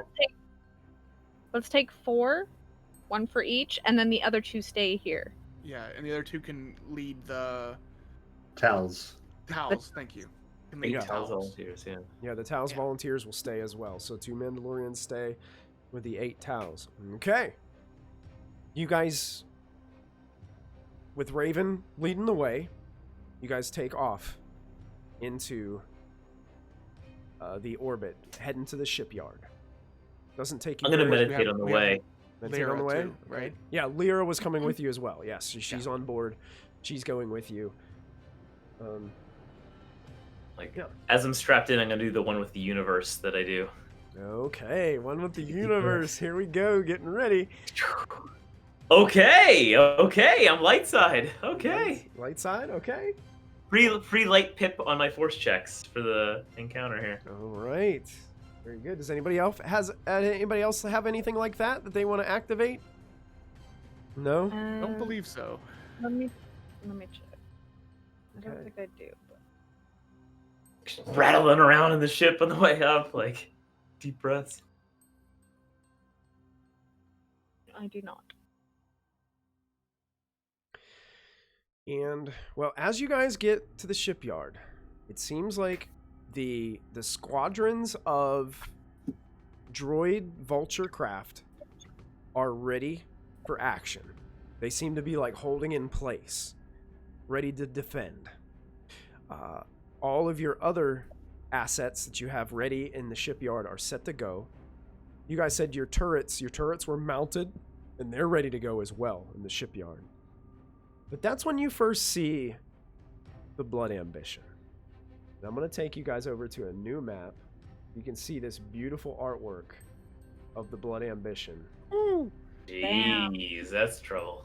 It's pretty. So Trouble. I don't know the I want artist one. to give credit, but I love this image that I found, so I had to share it. Oh yeah, look because at that. that is in the If you see this and this is yours, let us know. Let us We'll know. we'll Yeah. give you a Yeah, shout out. Yeah. absolutely.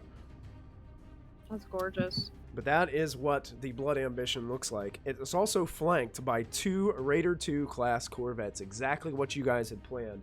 You guys can see those in your handouts. If you look under your handouts, I think it's under either the Battle of Xorrn or Vehicles and Starships. There should be a Raider class corvette in there. You guys can take a look at Raider what those 2, look like. yeah. Raider 2. And you can see exactly what they look like. They're much smaller, but look to be, they're not like a little starfighter or something. They definitely look like they would have support. Little baby Star Destroyers. Hey, little baby Star Destroyers, that's right. And this is the visual that you have. And you can see immediately as you notice this, you can see small vessels starting to protrude out of the front area as it looks as if this ship is already deploying its squadron of TIE fighters. As they start to fly out of it like bees around a wasp nest, like this wasp nest that's going crazy. They start to zzz, and they start to form up in formation, and they look like they're headed directly towards that shipyard. So, game mechanics wise, we're going to start the first phase of this combat. Ooh. And the way this works is there are 9 phases of this fight. 9? 9. Oh my god! How many There- episodes is this gonna It may take a few. It actually may. It depends on what you guys do, really. It depends on what you guys do on the back end, because I really don't know what you guys are going to do. So there are 3 phases to the orbital battleground that will need to be decided. There are 3 phases to the graveyard, and there are 3 phases to the foundry. Now, there is a chance that you don't even make it to one of those phases and can end early.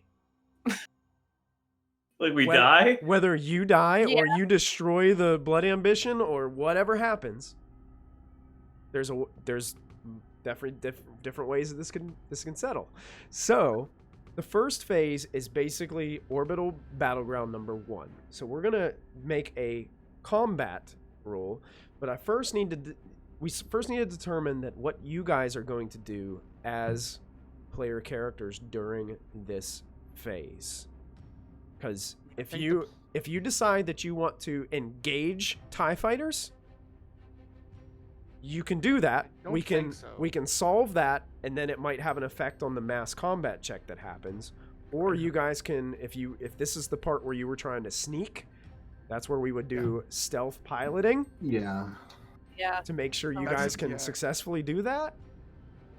I think that's what our goal is. Speaking for the group, is that we want to get on that ship, and engaging in a dogfight Mm-mm. is going to draw attention to us, and we're not going to be able to sneak. Now, Yeah, here's the thing. And you guys would know this because of where you're positioned.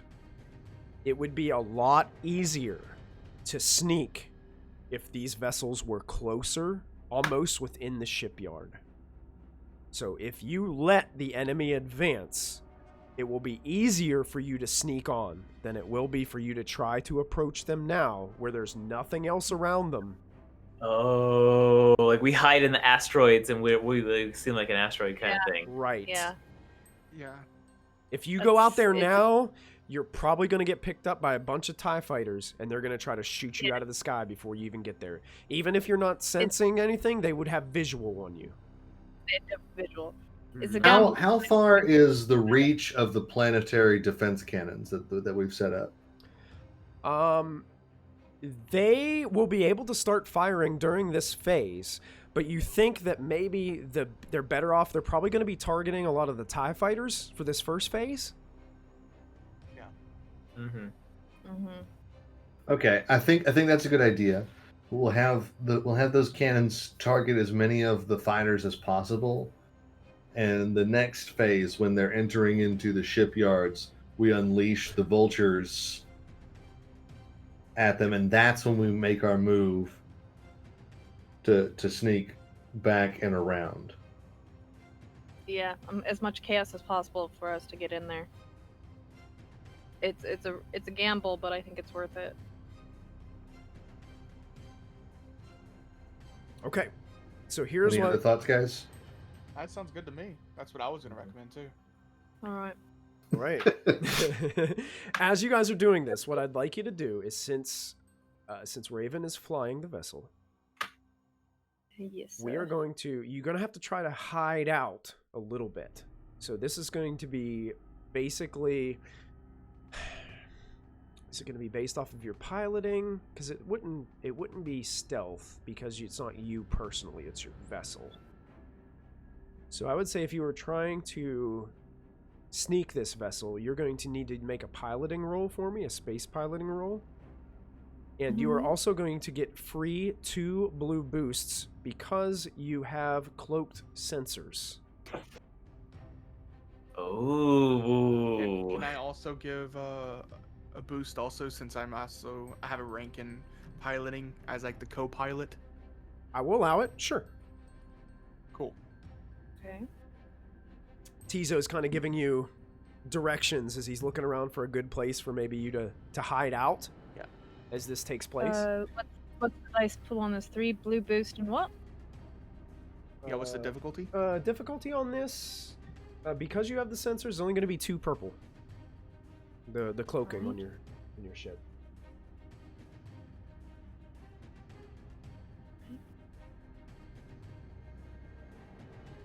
I think I'm doing this correctly. Did it work? Alert! Can't find character. Please update character. Yeah, Oh. the name and the field. Okay, let's do it on. I'm doing it on the. I'll do it on mine. Okay. Again. I was doing it on the ship. Usually the right place to do. Oh. Yeah, it should be put in the ship, right? Oh, unless it's piloting check. Piloting check, probably not, right? Maybe not. Let's find I out. think there's a place. Does you that can work? go. Oh yeah, that works. Oh. That works really well. Okay. Fantastic.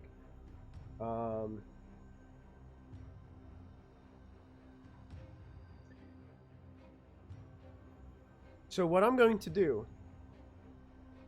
is I'm going to say that not only are you successful hiding from the TIE fighters in these vessels, but with those 5 advantage, if you find this fair, you will have a free upgrade to your stealth check approach during the next phase. That Yes, is acceptable, because that's almost as the equivalent of a triumph. Okay? Right. Mhm. Okay. Yeah, I'm good with that. Okay, cool. So yeah, you guys find a place to kind of pull the Phoenix off to the side. You can see off the distance, you can see the Bastion is holding its position with the rest of the droid Vulture class starfighters. You don't know it because you can't see him, but you have a hunch that Cad Solus is smiling under his helmet. Seems like he's excited about getting a chance to fly this thing and to blow the shit up, you know. that's what he's here for. Gonna break in its new ship. That's it. So what we're gonna do now is we're gonna resolve the mass combat check for this first. Question for you, Michael. phase. Yeah. If we're going to mass combat, so I've picked up battle meditation at a planetary scale. Oh my god. What? Okay. And I just feel intense emotion about the whole planet. and a magnitude upgrade. So my question is, currently I can affect 6 people with battle meditation at a planetary scale, like at the distance that a capital ship can fire. So my question would be, if I were to activate it, could I, for example, give my allies here my battle meditation here in the Phoenix, but also give it to like Cad, Renlo, and whoever's in charge of the acclimator cruiser. To like get, and it's I imagine in Battlement they're not gonna get the full 2 successes, but could I give them like an advantage or a boost or something through that? Yeah, That's so rad. I'll allow it. Yeah. If I can actually do battle meditation, so we'll Well, see, right? Because this could get let me- real ugly, right? Let me tell you this though. If Yeah. all it basically what it would do is just add, so it adds automatic success, right? Well, normally it adds 2 automatic successes, people, but I imagine at the scale we're in, that probably gets absorbed up into more of like a boost or an advantage or something. I don't know. I mean, I'm not going to take. Right, 'cause it's- I can't imagine, I'm not going to take away the success away from you if that's what you have. How long does it last? But it's usually success against one person, whereas if we're doing mass combat, that's like, True. Well, see, the other thing, how long it lasts, I can commit. Would it be force fair? die to, would like, it be fair maintain for it? us to say that if you boost those individuals, then I will Mhm. allow you guys to upgrade your mass combat check? That seems legit. Would That be seems fair? legit. Basically, it's giving you guys either another ability dice Yeah. or another proficiency die on your mass combat. Let's do it. Let's see what happens. All right. So who wants love to it. who wants God. to roll the mass combat check? I need a volunteer. Now there's going to be how- several of these, how- so you guys can how all does take a one do chance. this? I will. Tell Not you. me, but let me make sure I can actually trigger the force power. Oh, you got to trigger it. Oh, You I can. have to tap into the dark side to do this. You Michael. can. You can. Dran. We just got back to the light Dran, side, y'all. as you're I meditating have to on spend this, 3 dark. Dran, you have to spend all you want to stick it to the Empire. How dare they even attempt this? How dare Coming they? here. We're gonna make them suffer for coming here. There we go. We're gonna make them regret every plan, every ship, every man that came here is gonna regret it. And you're thinking about this Nervi guy, and you're like, this guy, no good. Something about him. All right, so you're gonna spend all 3? So I think I have to flip a You have to flip destiny destiny. point and spend all 3, which takes a bunch of conflict and Three stuff. conflict And strain. and 3 strain. That's Yeah. right. Okay. It's all good. It's all good. It's all You guys good. can physically see Dran, like, he's already like, yeah, he's already damp, but he's getting angry, like he looks mad.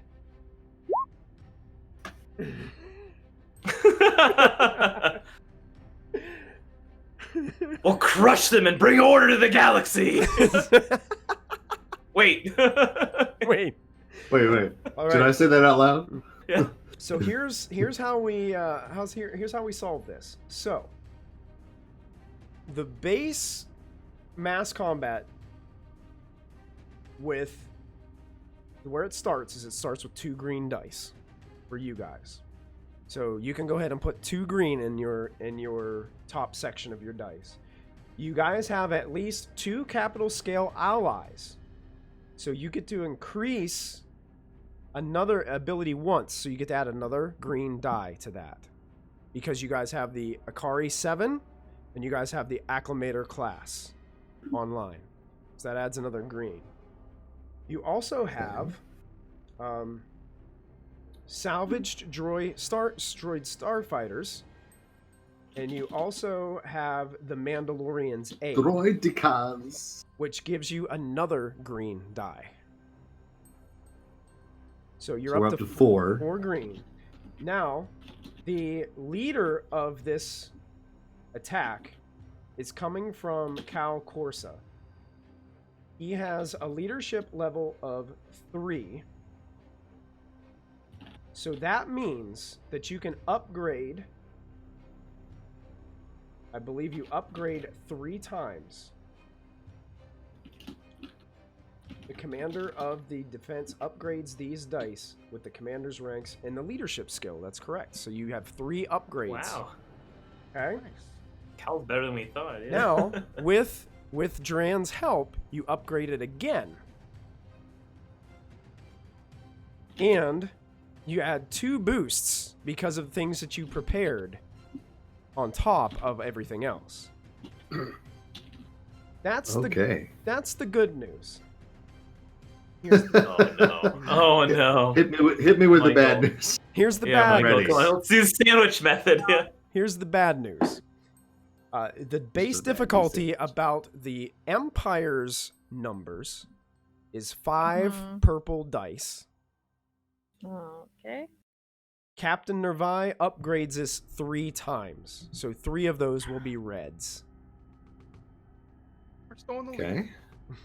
Okay. Michael, I also would just like to point out Sarah gave the next person that rolls add your proficiency bonus. So Oh. I don't know what we were using that for this game, but yeah, just in case. Yeah, what were we using that for? I'll say it gives I don't you. remember. I'll say it gives you guys a free advantage on a roll. I think that would be So, good for a there you go, proficiency Jim. bonus one. Because I'm assuming you wanted to roll the first one, right? I think I'm anxious to get this battle underway. Okay, Is there anything else to add to this pool? that is everything. Okay. Based on what you guys So- wanted, you guys have decided you guys are using this first phase as we're hiding, we're getting ready to do what we wanted to do. So that basically takes you guys out of the equation right now, but everybody else, they're still gonna have to defend because these TIE fighters are coming in hot.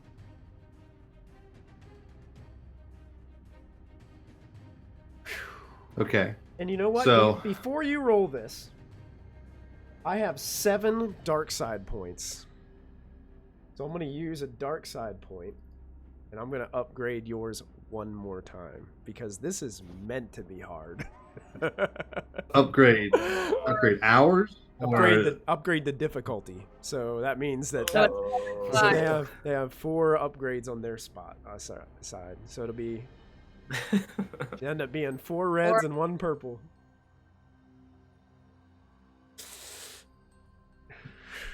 Ridiculous roll. Hold on, I need to look up one thing. It's a lot of before dice, I right? Make this roll. Yeah. Posted the dice pool, by the way, in our chat, just so we all remember. Nice. I would have forgot. Yeah, there's a lot of Yeah. a lot of dice there.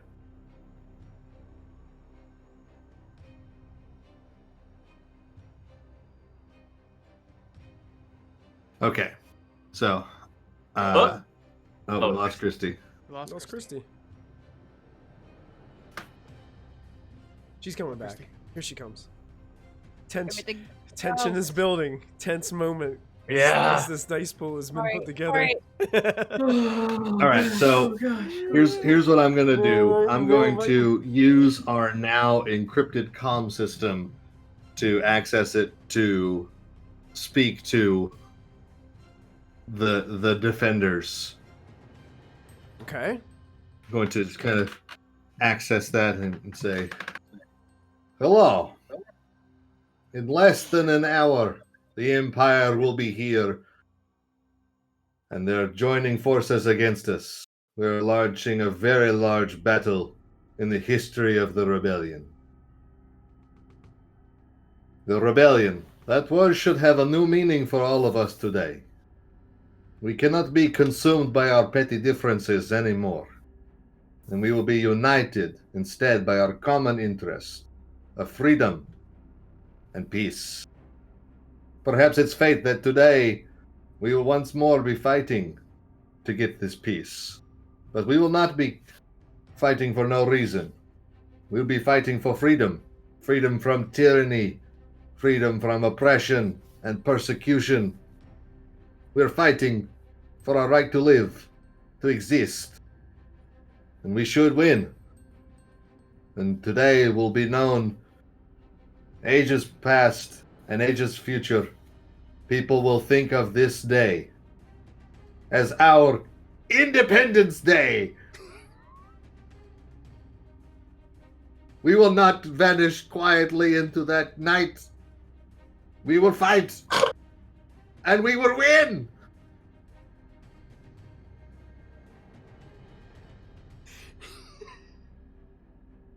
I did not see that coming. Yeah. That's what I was looking up. Yeah, so good. I was like halfway through. I'm like, wait a minute, this sounds familiar. Yeah. I've heard this Yep, before. yep. Yeah. and then, Yeah. And then the I big was like, reveal. it looked like he was reading. I was like, did he write this? So cool. Like, wow. And then, I was with Michael. I was like, wait, this sounds familiar from something. yeah. I'm with you. I'm with you, Brad. I'm gonna let you add a boost die to this mass combat check for your inspirational speech, Yeska. Yes. Wow. That's Do high it. presence right there. That's right, chat. I agree with you 100%. Look at this, oh lord.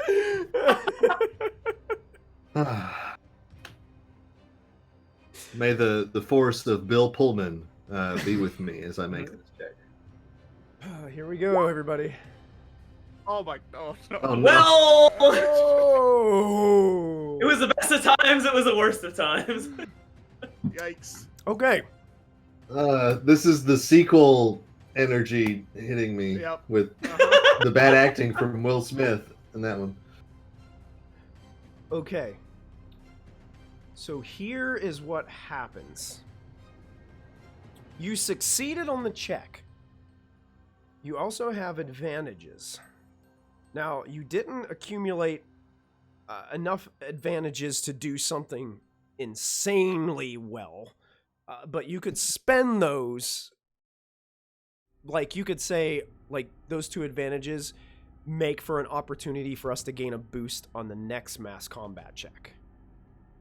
I like that. That's something that you could do. You can narrate that any way that you would like, because technically you guys have succeeded, but that despair in there is going to cause some issues.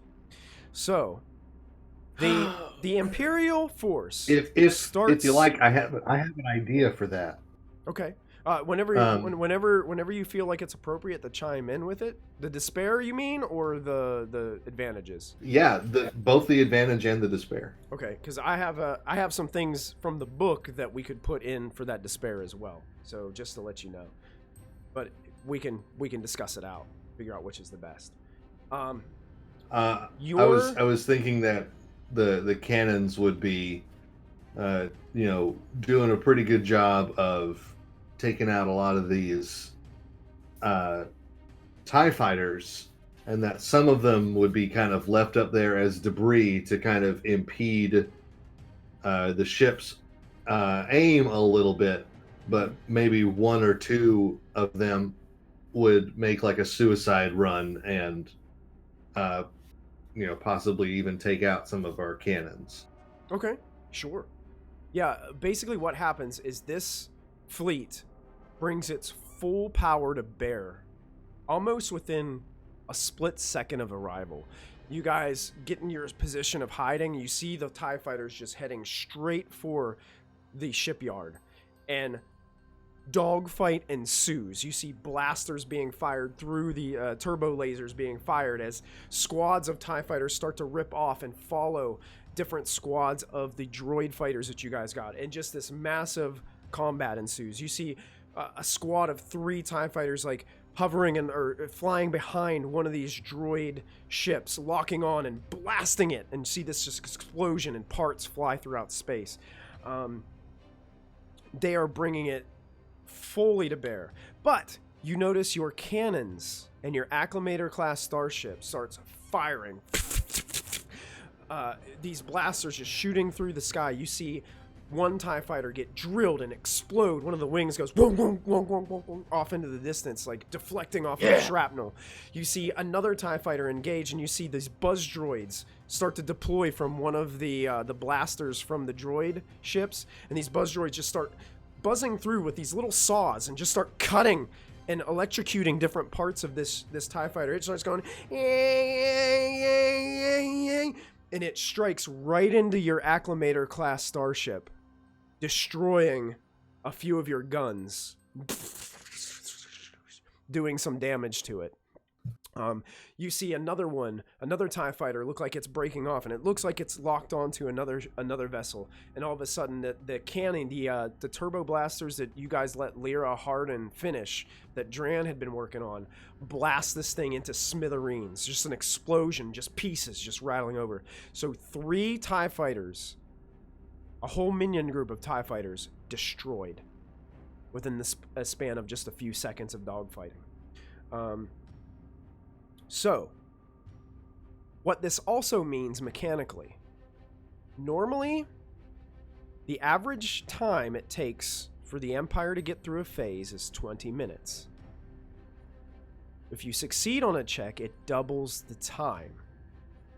It would take them to overwhelm you to where you have to retreat a little bit because of the numbers.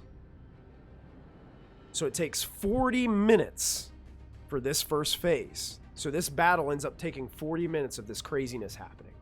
They are unable to gain so much ground, and they're slowing up their advance because they thought for now that their fighters would be able to, and they were very shocked to see that you guys have anti-aircraft prepped and ready when they got here. This was not what they expected.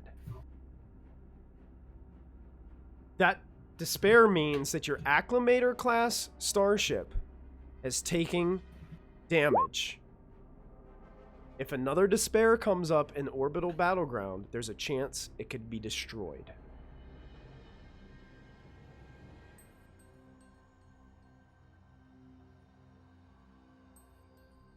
And as you guys see the Blood Ambition coming closer and closer as these 40 minutes seem to time out, and it seems like the vessels are doing just fine. They're holding their ground and moving about.